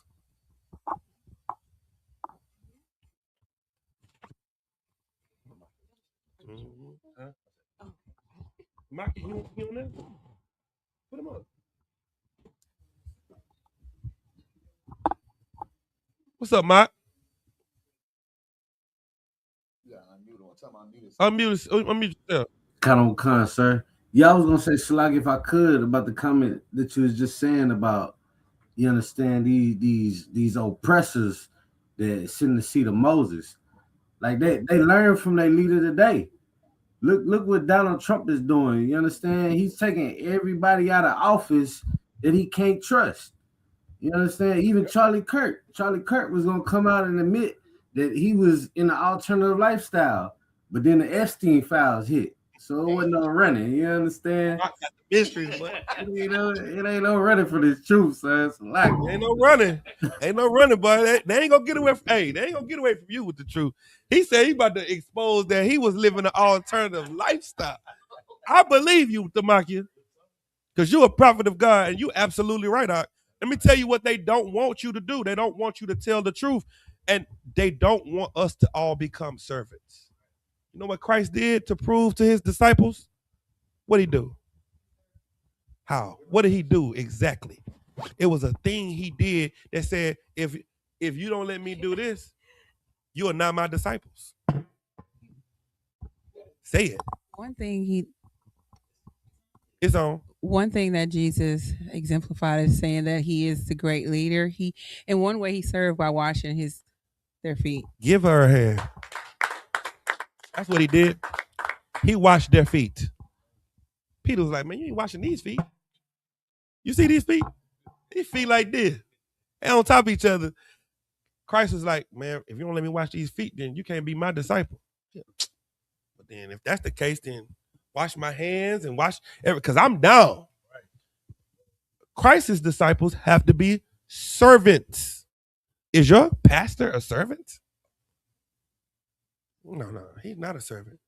That pastor at Wife Annual Day, he's sitting up on the throne in front of the church like this, like overlord, right. Like the overlord, like he's he's the most high. Right. You know why? Because he doesn't understand what Christ said. He said, the greatest amongst you shall be what? The great, Salakia, but he that is greatest among you shall be your servant. Keep going. Kana Wakan, sir, verse 12. And whosoever shall exalt himself shall be abased. And whosoever shall exalt himself shall be put low. He shall be abased. Go ahead. Kana Wakan. And he shall humble himself, Salakia, and he that shall humble himself shall be exalted. Let me tell you why this is so important, because you have to understand what's going on in the world today. We in the Isupk, we're going out to all the marches, and we're talking to the people to let the people know where to find good shepherds. The flock is scattered. The flock is scattered into Christianity, Egyptology, Islam, spirituality. That's a new one. Everybody, I ain't religious, I'm spiritual. What is spiritual? I smoke weed. I have threesomes. I believe in God. I got a lot of info. I get downloads. I hug trees. I don't wear no shoes in the grass. And, God is with me. Well, our religious leaders have made us all say, you know what? I don't really know what's right no more. So I'm going to just go on my own spiritual journey. Keep going. Verse 13. But woe unto you, scribes and Pharisees, hypocrites, for ye have shut up the kingdom of heaven against men. Let me tell you what happened. The Lord is mad at you because you've shut the kingdom up. You've stopped people from opening their mind to the truth. Now they're closing their mind to the Bible, to God, to all of the work of the Lord, because they tired of being taken advantage of. Keep going. Colonel Wakan, sir. For ye neither go in yourselves, neither suffer ye them that are entering to go in. You don't go in, you don't help the hood, you don't fix the hood, and anybody that go, you say, oh, what you going over there for? Why you helping them? They don't want no help. They all on drugs. They like being on drugs. I'm not going over there. I'm not helping them folks. Keep going. Colonel Wakan, verse 14. Woe unto you, scribes and Pharisees, hypocrites, for ye devour widows' houses, and for a pretense make long prayer. Therefore ye shall receive the greater damnation. You're going to receive what? The greater damnation. Yeah, you doing all this praying and yelling on the streets and crying and hollering and passing out. Because you deceived the people, you're going to get more damnation. See, the scripture says that the devil and the false prophet is going to be destroyed together. Can you imagine that? That means your oppressor and his Sambo and his coon, they got to go together. Keep going. Colonel Wakan, sir. Verse 15. Woe unto you, scribes and Pharisees, hypocrites, for ye compass sea and land to make one proselyte, and when he is made, ye make him twofold more the child of hell than yourselves. Do you know about all the missionary moves that the Christians is doing? They making missionaries all in the Philistines and Fiji. They going all over the world, and they just making Christians out of everybody. And it said that they hypocrites, and they go all across the sea and they make proselytes. But what? And when he is made, ye make him twofold more the child of hell than yourselves. But what you end up doing is you're making them worse than they would have been before. You should have left them in the hood. They would have been better in the hood than to come into your church. You made them twofold more of the children of hell.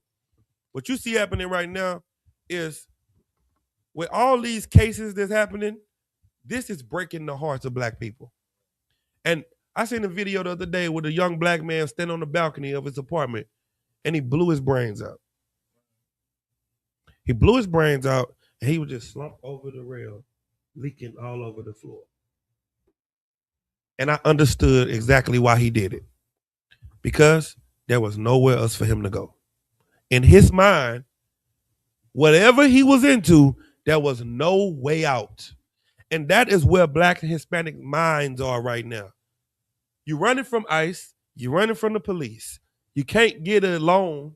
You can't get your credit score too bad. You can't get no money. You can't get a job. You got a felony. You got all this going on. It's like everywhere you turn, it is something that is stopping you from being the best that you could be. You got the will and the zeal. You want to do right. But it's just everywhere you turn, something is stopping you. Then you go home and your baby mama is fighting you. You know, she calling the family and she calling the hood. She got you talking about you on social media. She just, everything is everywhere you look. Your family don't love you. Your family and friends say the hell with you. You ain't gonna be nothing. Then you say, you know what? I'm gonna take matters into my own hand. I'm going to escape. It's because they don't see a way out. Right. It's our job to let them see it. That young man that unallowed himself, you know who I blame that on?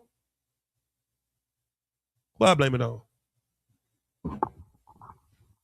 The leaders. No. I don't blame the leaders. Tamakia? It's like I don't know if I can say it, but the devil that the Bible speaks of, sir. No, I don't blame it on the devil either. Oh, Like, Sis, you want to say something? Yes. I believe that it starts in the community. I believe that when you take the family out, then you remove the community.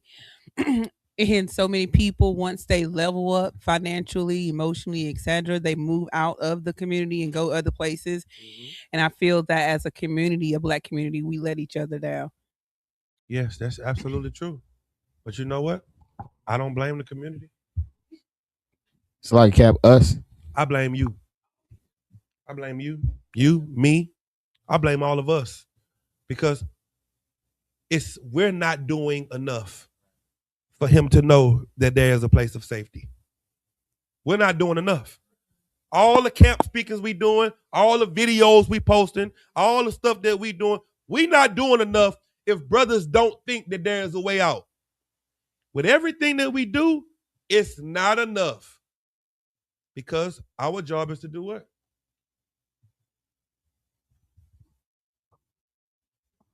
Gather the sheep. Yeah, it's to gather the sheep. Serve. That's our job. Our job is to serve.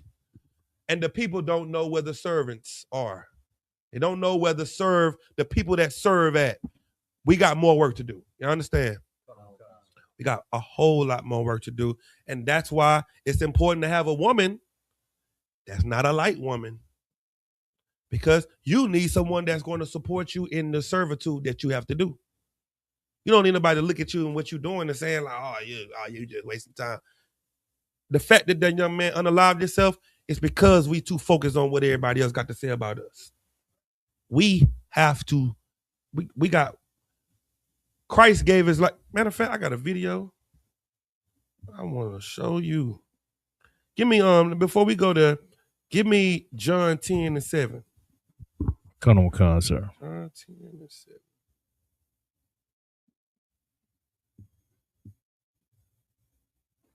Right there. Sir, this is the book of John, chapter 10 and verse 7. Then said Yahushua unto them again, Verily, verily, I say unto you, I am the door of the sheep. Verse 8. All that ever came before me are thieves and robbers. You hear what Christ said? Christ said, I'm the door to the sheep. All that came before me were what? Were thieves and robbers. Who came before Christ?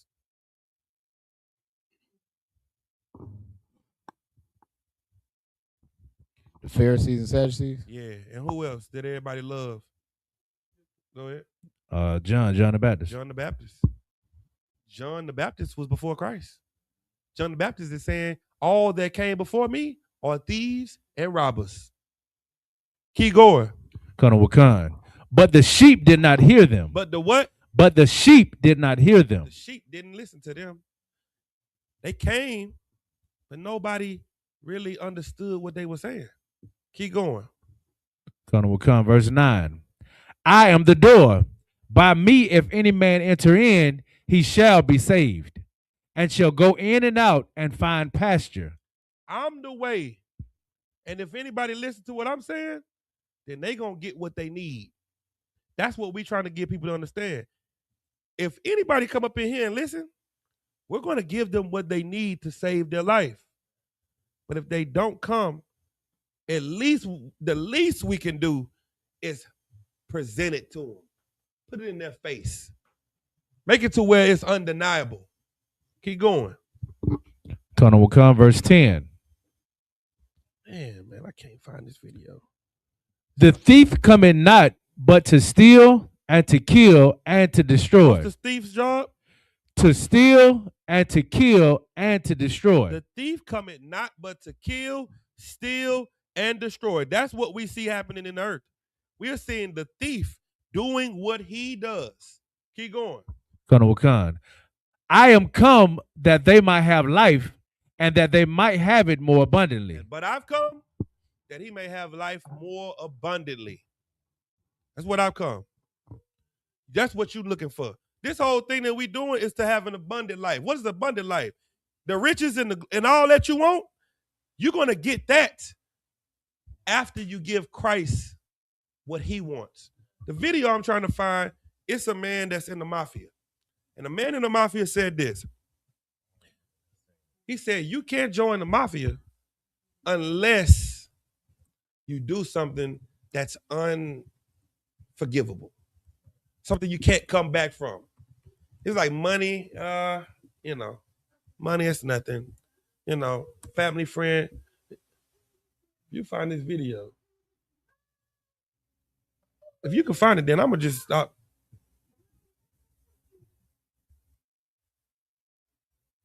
was standing outside. You know exactly what I'm talking about. Keep reading the scripture that we had so you can find the scripture. Sign this video. Because this video is going to help you understand what Christ wants from you. It's the book of, you want verse 8, Cap? Yeah, come. It's the book of John, chapter 10, verse 8. All that ever came before me are thieves and robbers, but the sheep did not hear them. Verse 9. I am the door. By me, if any man enter in, he shall be saved, and shall go in and out and find pasture. Verse 10. The thief cometh not, but for to steal and to kill and to destroy. I am come that they might have life, and that they might have it more abundantly. Go ahead. Verse 11. I am the good shepherd. I'm the what? I am the good shepherd. That's the problem with our community. We don't got no good shepherds. Oh, I found it. Oh, yes, sir. I am the good shepherd, and what? I am the good shepherd. The good shepherd giveth his life for the sheep. What does the good shepherd do? Giveth his life for the sheep. That's why it's our fault. It's our fault because we have to give more. We don't take. That's what the bad shepherds do. They take from everybody. We give to everybody. Keep going. Kind on kind. But he that is a hireling. But he is the what? A hireling. Like that lawyer. A hireling. Go ahead. And not the shepherd, whose own the sheep are not, seeth the wolf coming and leaveth the sheep. That's what they did to their young brother, Carmelo. They saw the wolf coming and they left him. Nobody stood for him. They gave that young brother 35 years for defending his life from bullies. But what they do to Kyle Rittenhouse? Right. Kyle Rittenhouse, y'all remember Kyle Rittenhouse? Kyle Rittenhouse had a assault rifle. This young brother had a knife. And he is walking free. He went and saw the president. He went and met with a lot of different people. He was put on TV shows. And this young black brother is going to jail for 35 years. You know why? Because there was a hireling that was over that young brother's life. And he saw the wolf coming. And he did what? Keep going? Kind on kind. But he that is a hireling and not the shepherd, whose own the sheep are not, seeth the wolf coming and leaveth the sheep and fleeth, and the wolf catcheth them and scattereth the sheep.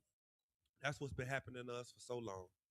We've been getting ate up, caught, and destroyed. Let me tell you what your king wants from you. Give me that video. Let me show you something. This is what Christ wants from us. You think coming to serve the Lord is going to be fun and all of that. Let me tell you what the Lord wants from you. Go ahead, play this video. A real member, until you did something you could never take back. And I think it's the most uncomfortable lesson about partnership I have ever learned. Inside Cosa Nostra, there was a level called made man. To become one, you had to commit an irreversible act. Something that, I don't know, that could never be undone. Something that tied you to the family forever.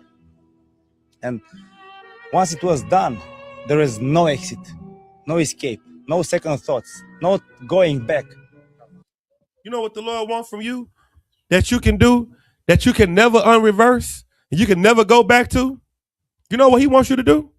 Somebody tell me, what does Christ want you to do that you can't undo? He wants you to give your life for the sheep. He wants you to die. He wants you to be born again. That's something you can't undo. See, that's the thing that people think. They don't understand this part about following Christ.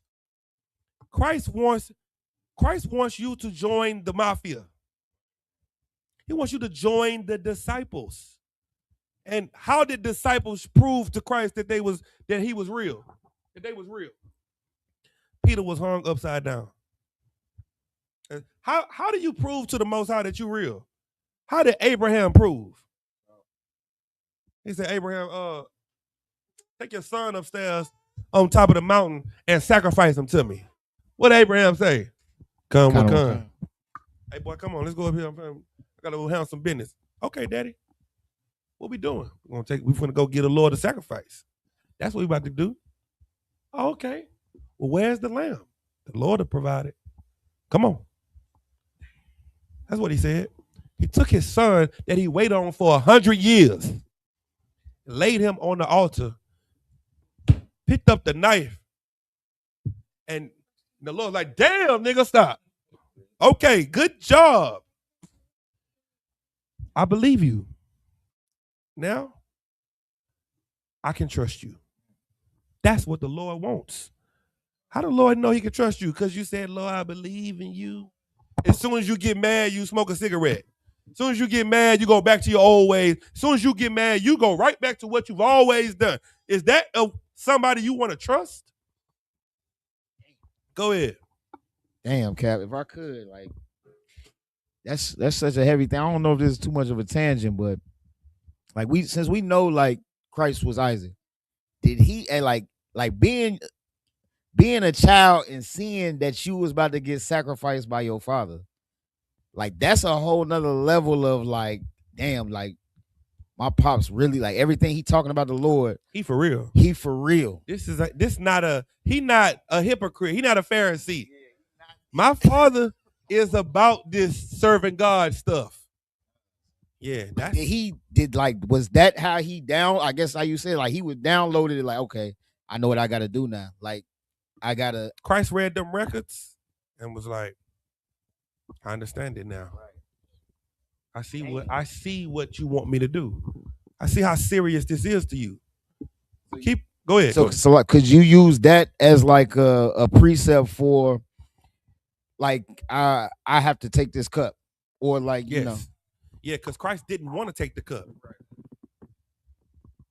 and he was so mad that his disciples wouldn't suffer with him. He was like, just stay woke with me for a little bit while I go and pray. I just want y'all to bear the burden with me. I just need somebody to, as I'm praying, I need somebody to be like, man, my nigga up there struggling. I come back down, you be like, you good? That's all Christ wanted. All Christ wanted was a, you good? He come back, everybody sleep. He like, man, y'all couldn't even suffer with me for a little bit. He like, don't worry about it. Y'all ain't strong enough for this. They wouldn't have made it in the mafia. They wouldn't have made it. Because they couldn't do this. They couldn't do something simple. Keep going. It sounds brutal, but the logic behind it is something every entrepreneur needs to understand, deeply understand. A man who can live will eventually live. A man who hasn't risked anything will not fight when things get hard. A man who hasn't fought for anything, he will not fight for it when it gets hard. If you ain't risking nothing, if you ain't taking no risk, then when things get hard, you could just back out. You don't have nothing invest into this. What happens to you when you come into the truth? You get persecuted. You start to lose your friends, your family, your mama, your daddy, your uncle, your kids, your wife. Everybody start to leave. Everybody, you in a cult, you losing your mind, you ain't celebrating Christmas, you ain't eating pork, you just an evil, wicked. You lose everything. Christ is like, I see you. Okay. I'll give them back to you. That's nothing. That's a season. But you was willing to go through this season with me. Keep going. A man with one foot already at the door is not your partner. He's your temporary employee with a contract. Now, hear me carefully. I'm not telling you to do anything illegal. I'm telling you the cleanest version of this principle. The one that built every great company in history. Every big company. A real partnership requires that both sides risk something they cannot get back. Money is easy to risk. Money can be made again. The real risk is reputation, time, identity, comfort. The hours of your lives that you can't refund. The friends you'll lose betting on this idea. the image of yourself as a stable professional person. I have made the biggest mistakes of my career by partnering with people who risk nothing. The partners who stayed were the ones who burned the bridge behind them. People with no exit become the most powerful builders on earth. Not because Stop. The people with no exit become the most powerful builders. What's your exit? What's going to make you turn back? See, everybody, people come into the truth and they leave a little bridge over here so they can escape. They have a little ladder they can drop down and roll down and go and escape back into who they used to be. I always use a caterpillar and a butterfly because once a caterpillar goes into the cocoon, he has no exit. He can't turn back. He can't be a caterpillar or a butterpillar. He can't. Once he go into that cocoon and do that time, when he come out, he's stuck. You are stuck. When you come in here and you get that oil poured on your head and you say your name 3 times, you stuck. And you don't even know it. You think it's just a game, and I'm trying to help you understand that you are entering a covenant with the Lord. This is not a light thing.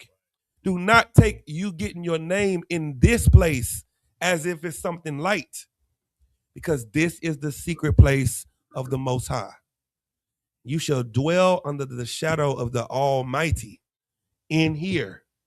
You think this is just some little place, and that's fine. But that's why a lot of times I don't even want to give people names for your own safety. You're like, but I didn't do my time. I done my 90 days. I'm ready for my name. You want a name so you can post it on Facebook. If you get 20 likes, you're gonna leave the truth. Why I ain't get 150 likes? You're gonna be mad. If you don't like your name, you're gonna leave the truth. Imagine coming to the school getting a name you don't like, and then you like, oh, I don't like that name. That ain't it. That ain't what I thought my name was gonna be. And then the oil is on your head, still dripping, and you done made your mind up that you was gone. You know why? Because you haven't sacrificed anything yet. You haven't gone through anything. I'm telling you, just don't play with the Lord. Keep going. Finish it. Colonel McCann, sir. They are trapped because they are committed. The world calls this risk. I call this the only honest signal of who is really with you. So next time someone asks you to be your partner, watch what they're willing to put on the table. If they risk nothing, they will give you nothing when things get hard. That's what Christ said. If you risk nothing, you'll give me nothing when things get hard. You'll run. You'll fold. What is your king telling you? Risk it all. Put all your chips in. Because a hireling, he gonna run. He gonna flee because he don't have no risk involved.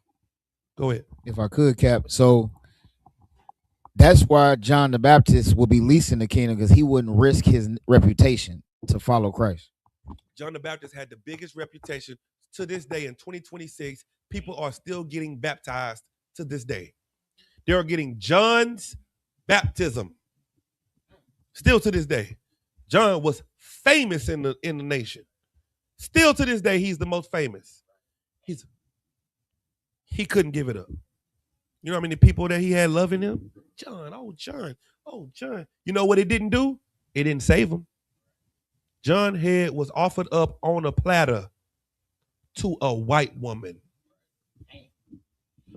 John's head was offered up to a white woman. You know why? For saying what was right. No man can buy thee. Nobody's going to save you from God. You think voting is going to fix it? Nobody's going to save you from God. What's going on in the earth? Why are we seeing all these things happening? God is doing it. That's who's doing it. The Lord is doing it and showing you in all these different scenarios that you can't run from him. He's showing you that, okay, you can defend yourself. Vengeance is mine. I will repay. Don't touch him. Run. You can't run from them. It's like you put your hand on the wall and a serpent come. You remember the scripture in Amos? He's showing you there is nowhere to run or hide. You better do what I told you to do. Go ahead. Somebody had a precept, sir. Salakia. Hold on, I got one more precept, Mike. Let me get this precept. I gotta get this one because this is the one. Give me 1 Peter 5 and 2.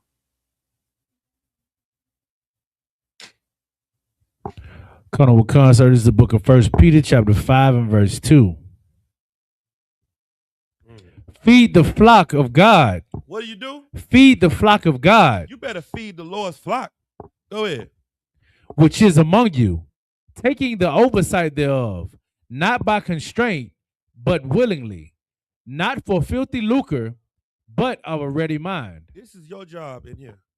Take the oversight.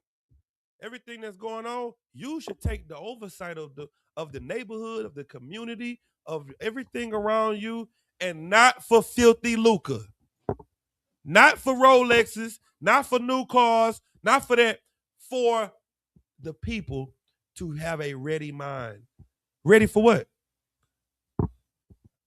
For the war that's coming to them. Right. Get their mind right because we at war. You think what they doing to our little young men and women, snatching our babies up and putting them in cages, deporting our brothers and sisters and stopping us from coming together, you think that's not a war tactic? You keep seeing all these events talking about black and brown, black and brown, black and brown. And now they start snatching the brown people away from the black, and you don't see that that's a tactic? You need to be ready of the mind. Keep going. Colonel Wakan, sir. Verse 3. Neither as being lords over God's heritage, but being examples to the flock. Don't take the example and don't be lords over the people. All right, now I'm the new lord over the people. This is what you better do. Send all your tax money to me. Give me. That ain't what your job is. Your job is to be an example. Your job is to show the people how God is real. How can you show them how God is real? All right, hey, how you doing, everybody? My name is Priest Cam. I used to sell drugs. I used to rob. I used to do this. Dang, me too. Dang, I used to do that too. And I ain't done that in over these many years. I used to do this and that, and you know, you can do it too. Dang, I sure appreciate you telling me that testimony, because that sure helped my spirit out. Because I thought I wasn't gonna never be able to stop. Hey, how you doing? My name is Officer this and this and that. And I used to smoke weed and I used to smoke crack, and I used to do this, and I was a pimp, and I had 10 hoes, and dang, me too. I didn't think none of y'all was on that. And I changed, and I don't do none of that no more. What are you showing them? God. You are showing them the power of the Lord, and you're showing them how real the Lord is. That's your job, to be an example to the flock. Keep going. Colonel Wakan, sir. Verse 4. And when the chief shepherd shall appear, ye shall receive a crown of glory. When the chief shepherd, see, you are just a shepherd, but when the chief shepherd shall appear, he gonna see you in the example you've shown. He gonna put a crown on your head, and he gonna say, "My good and faithful servant, you have been faithful over a few things, but now I will make you ruler over many." Keep going. Colonel Wakan. Ye shall receive a crown of glory that fadeth not away. Verse 5. Likewise, ye younger, submit yourselves unto the elder. Yea, all of you be subject one to another, and be clothed with humility. For God resisteth the proud and giveth grace to the humble. He like, listen, all you younger brothers that's coming into school, listen to the men over you. Listen to the men above you. And be humble. Not with pride, not with, just trying to be over one another, but with humility, with brotherhood. That's what you should do. Keep going. Colonel Wakan, verse 6. Humble yourselves before, humble yourselves therefore under the mighty hand of God, and that he may exalt you in due time. Humble yourself before the Lord, so the Lord will raise you up. Keep going. Casting what? Casting all your care upon him, for he careth for you. Giving the Lord your problems. That's what we do. We cast our cares upon the Lord. Now, let me show you what. Give me that video of the sister talking. Let me show you what our people got to go through. Let me show you. There is no place to run to get away from this. Listen to this, sister. Prosecutor. Let her talk. This was a legal lynching that happened in here today. Exactly what happened. We can't hear you. I said, as a former prosecutor, this was a legal lynching that happened in this slaughterhouse. This is a slaughterhouse. This is not. You know what she called this place? A slaughterhouse. Who goes into the slaughterhouse? Sheep. That's who going there. This is a slaughterhouse. Why? Why is she using this analogy of sheep? Because we have always been sheep led to the slaughter. This ain't nothing new. We are the people of God, and our shepherds have been leading us to the slaughterhouse for thousands of years. And we still don't realize that we are the people of God. We don't understand it. Keep going. Not a courthouse. He had no chance. This courthouse is designed when you would come here and you look like us to slaughter you. Absolutely. That judge intentionally stealed us from being able to have a legal right to see what the fuck was going on in this case for a motherfucking reason. Because first of all, you hear the language of this sister? You hear the vernacular? You would say, this ain't no 1960 vernacular. This ain't no 1950. You know what's starting to happen more and more with the people? People are angry. People ain't worrying about decorum no more. That's good. That is good. You know what God says about anger? He said, oppression maketh a wise man mad. That's what happened. And he said that a gift destroys the heart. You know what we don't want no more? Don't give me no money. Don't give me no gift. Don't give me nothing to kind of pacify my anger. I'm mad. That's what you better be. Or we're going to be standing in front of a courthouse for your kids. If you're not able to see the danger, if you're not able to see how close this is to home, these young men are our brothers and cousins and nephews. If you ask enough questions, he your cousin. You be like, damn, you from where? Oh, damn, you ain't Shirley? What's your last name? See, she married and they changed her last name, but you really you my second. Damn, you know how small the world is. This is your family. But because it's not touching home, well, that shoulder is hurt. That shoulder is sad. What's happening? No. If you don't take it serious, you're going to be crying over yours next. Keep going. No, when we have access, we don't play up. You know who was crying and saying this? 5 months ago? 3 months ago? Who was doing this? Standing in front of the court and saying all of this. Who was doing this? The Lord Cole. Who was doing this 3 or 4 months ago? Anybody?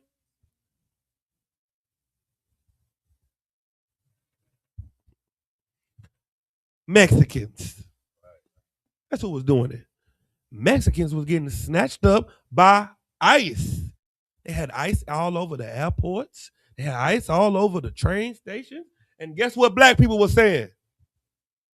This ain't got nothing to do with me. This ain't got nothing to do. This ain't my family.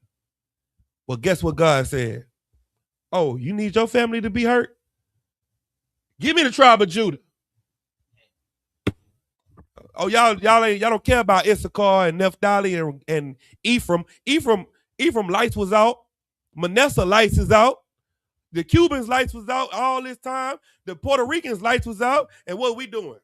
Ain't got nothing to do with me. All right, no problem. Let me get the tribe of Judah up front. Keep going. About our people. So how do he silence us? He closed the fucking case so we can't see what the fuck is going on. Also the reason he shut down black media from coming, he only had these white motherfuckers up in that courthouse so that they could tell the wrong fucking story about Carmelo Anthony. And they could tell the white story about the domestic terror, because that's what they were. Those twins are domestic racist terrorists. Make no motherfucking mistake. That judge fucked him. That prosecutor fucked him. There was no, as a former prosecutor, they did not meet their motherfucking burden. They did not prove intent. They did not prove it knowingly. But they had them white, dumb motherfuckers on their jury for a reason. When they pick their jury like that, that's designed because they know that their people are not smart as us. We can read through the bullshit. They follow their bullshit and believe what they say. So when we are out here discrediting ourselves, it's giving them an advantage. They know how to divide us. Said when we out here discrediting ourselves, saying that black people is the problem. Well, this, we got to do better. That's giving them the power. When are we going to stop blaming ourselves for, maybe he shouldn't have had a knife on him. He shouldn't have had a gun. Why do we keep trying to find a loophole so that everybody else could get away with doing what they want to do to us? Go ahead, sis. Salakia, sir, if I may. I remember they were doing that with Sandra Bland when whatever happened with her at that police station. They were like, well, why was she talking to him like that? George Floyd, same thing. Why everybody, there's always, they show you a picture of an old case, something that happened 10 years ago. Why did he had a old case, a pistol case? We keep discrediting ourselves, and it's giving them power over us. We got to say, the hell with that. I don't care if he had a knife on him. I don't care if he had a Uzi on him. He didn't pull it on you. I don't care what you got to say. We got to start being racist. That's what we're going to have to do. Don't worry about it. You don't want to be racist? Let's just wait till we standing up and crying for your job. Then let's see how liberal you'll be then. If we don't stand up and start to only care about our own people, all of us will be standing in front of a courtroom crying for not getting justice. That's what God is showing you. God is showing you that Deuteronomy 28 and 68 is still in play. No man shall save you. You can't vote your way out of this. You can't do anything to stop this because this is God's judgment. And it doesn't need a courtroom. God's judgment doesn't need a courtroom. Keep going. Colonel Wakon, sir. And that's through the court system. And they silenced us from the court system.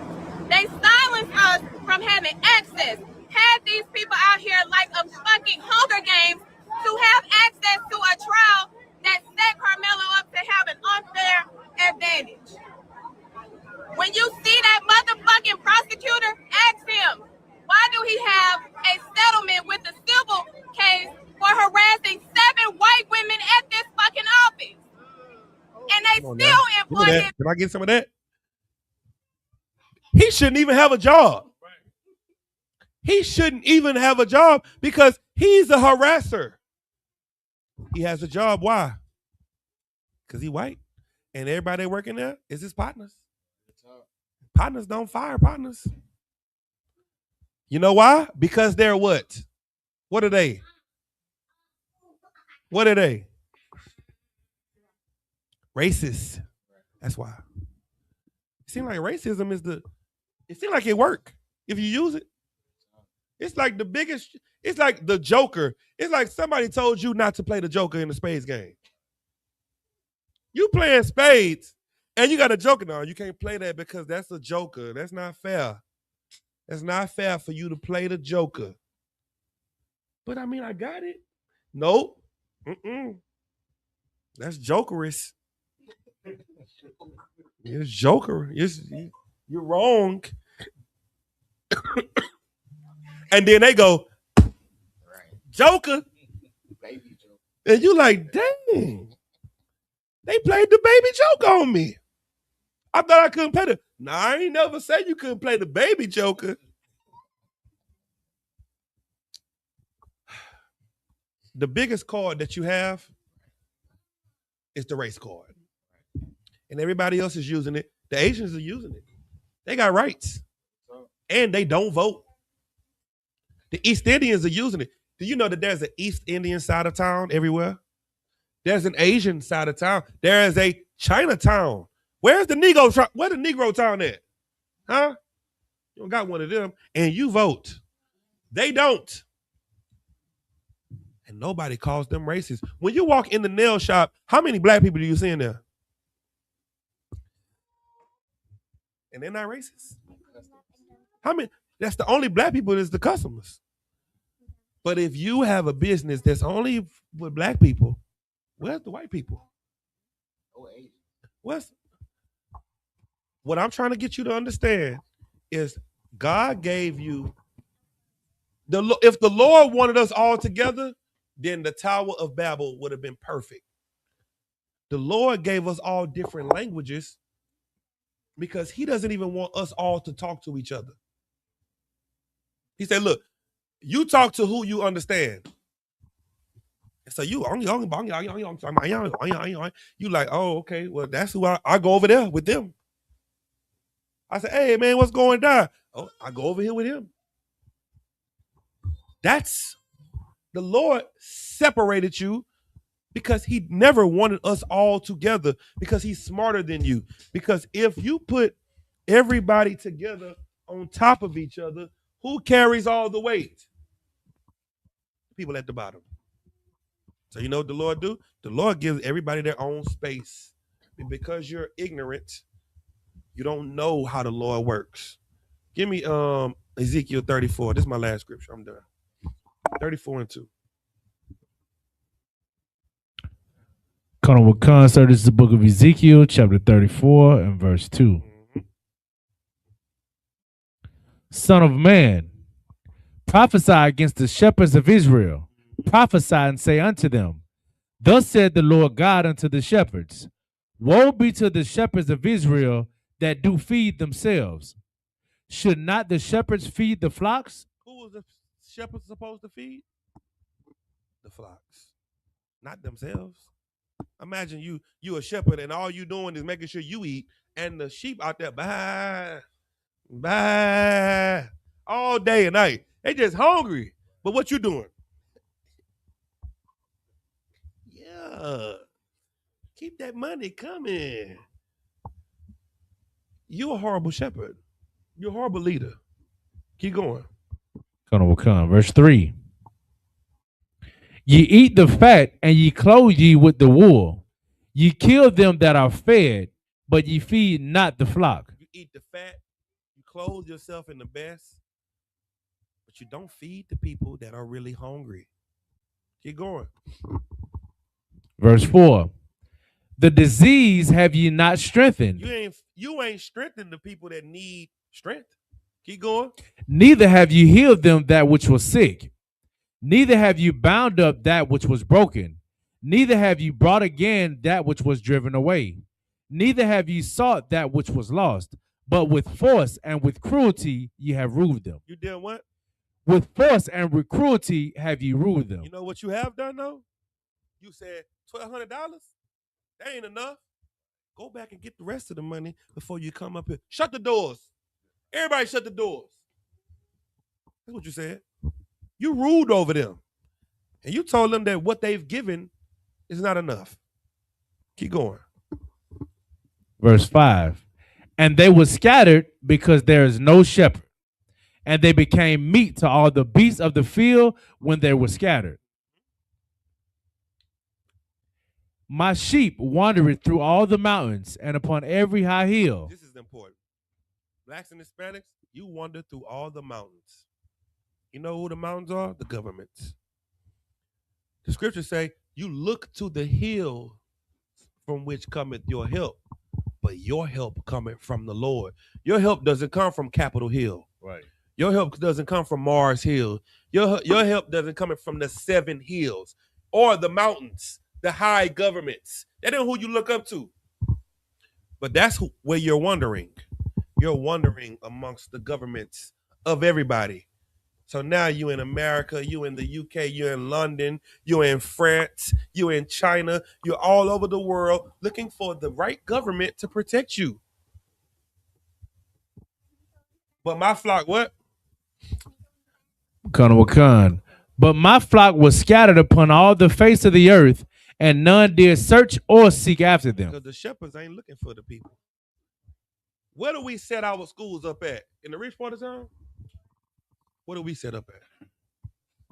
We try to find the nearest homeless shelter.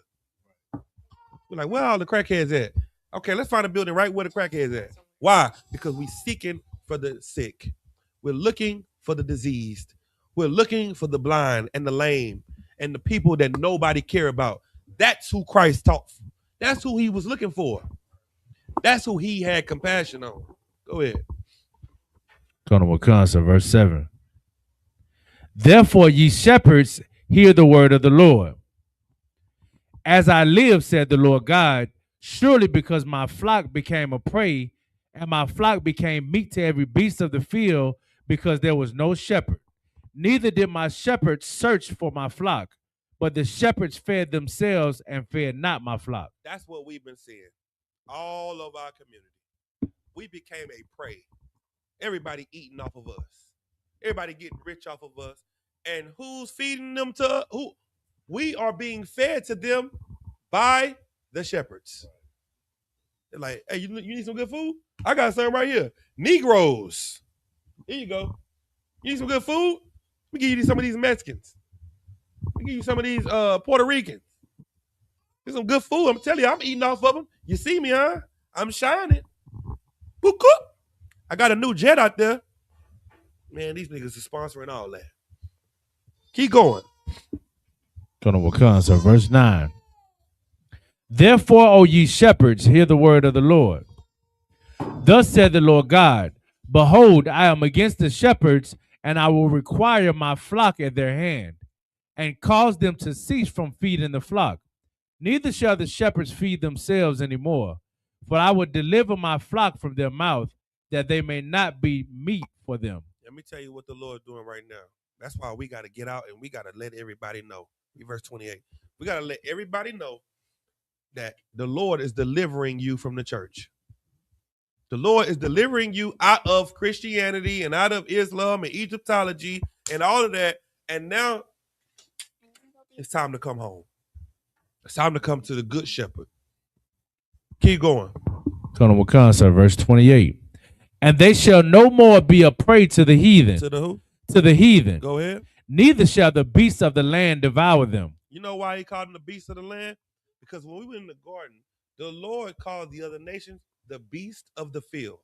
And the Lord said that there was one beast that was more subtle than all the other beasts of the field. And who was that beast that was the most subtle of all the other beasts? The serpent. He was the most subtle beast of the field. Why were they beast of the field? Because we were in the pasture. We were in the garden because the children of Adam were of the flock. But everybody else outside the garden were the beast of the field round about the garden. Well, no more shall the what? No, Salakia, and they shall no more be a prey to the heathen, neither shall the beast of the land devour them. The beast of the who? The beast of the land devour them. Go ahead. But they shall dwell safely, and none shall make them afraid. Let me tell you something. Come up in the truth and serve the Lord.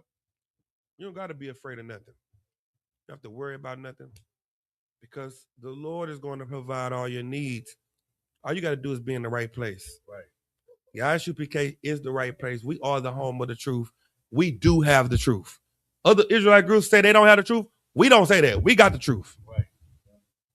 We got it. So that's it. It's short or long? Sister says, Salakia, what's the difference between disciple and apostle? The disciples were followers of Christ. The apostles were followers of Peter. The apostles followed Peter, and they were. That's just the simplest way to put it. Next. Colonel Khan, brother said, can I get a breakdown of 1 Corinthians 6 and 18? I think we read it earlier. I don't know if he caught it though. Come on, what did it say? What's the question? Just general breakdown. 1 Corinthians 6 and 18. Flee fornication. Every sin that a man doeth is without the body, but he that committeth fornication. Read that. Colonel Khan, sir. Okay, next. That's it, sir. That's it. All right, with that, we're going to. Tamaki had a question? Mark, you got your hand up? Yeah, Colonel Khan, sir. I just kind of want to add to what you were saying, if you want to. Go ahead. All right, Colonel Khan. Can I get 1 John chapter 2 and verse 19? This is the book of 1 John chapter 2 and verse 19. They went out from us, but they were not of us. For if they had been of us, they would no doubt have continued with us. But they went out that they might be made manifest. They were not all of us. You understand? And that's kind of what we're going through when we see the John Baptist of the day. You understand? The false prophets and the Pharisees here today. Like they're not helping us. They continuously scattering the flock. And that's what's making the number so low, the 1/3. You understand? When even the disciples and apostles prayed that all Israel be saved. But there's no way in fact that they can all be saved unless they come under command of Yohana, sir. It's like I just want to add that. Hey, that's the truth. We are not affiliated with no other Hebrew Israelite group. That's the truth. All right. Give him a hand because let me tell you what makes it so true.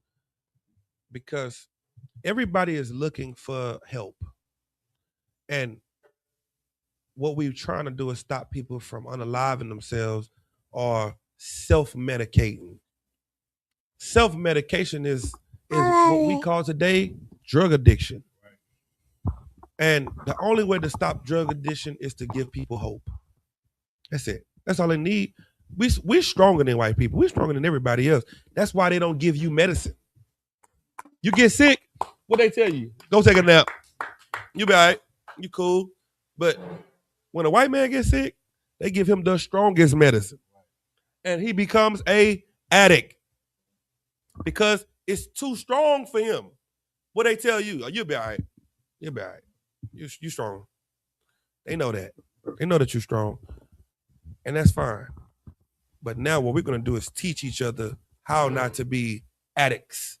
We're going to teach each other how to be men and women of the Lord and how to fight that lust to try to suppress the pain. The pain is good if you learn how to use it. You can use that pain and that frustration and that anxiety for something to benefit you and your family and your children. That's what we teach you.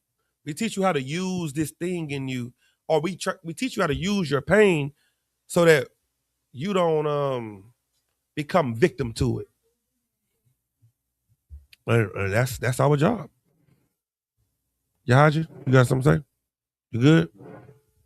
Real quick, Cap, I was gonna say to what you were saying. You give a white man drugs, he get addicted.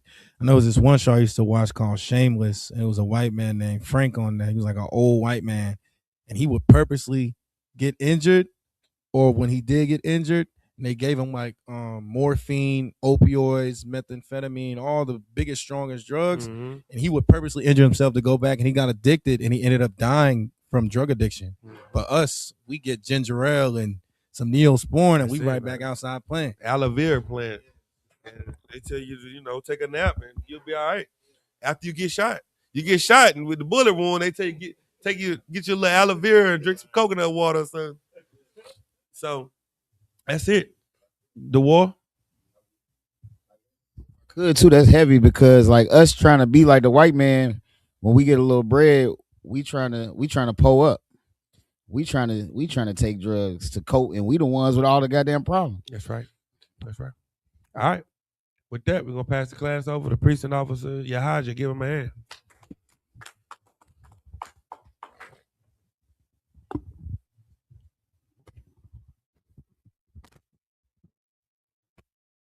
We are the Isupk style of 1 West 125th Street, Harlem, New York.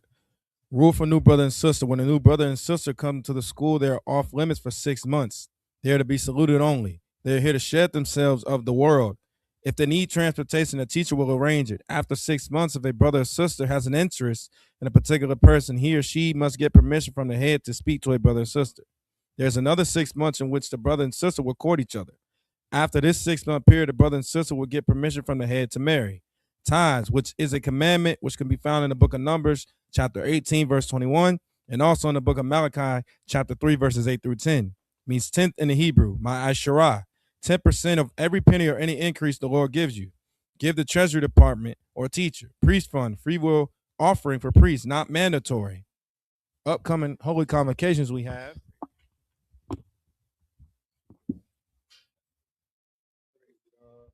Memorial of the blowing of trumpets.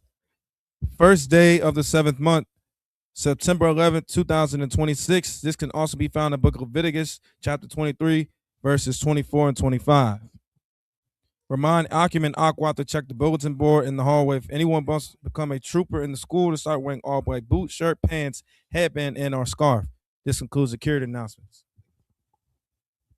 With that, imagine, get courtesy salute. Men of Israel, Imam Shabbat, Imagine, Barak, Yahweh, Hashem, Yahshua, Brakatah, Yahweh Matah, so, Imagine, Sister Stan, we're going to give a courtesy salute to the sister. Men of Israel, Imagine Shabbat, Imagine, Barak, Yahweh, Shema, Hashem, Yahweh,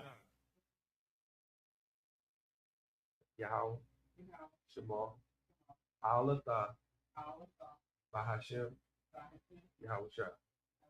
What you just said was God watch over you in the name of Jesus. Yahweh Basan, dismiss.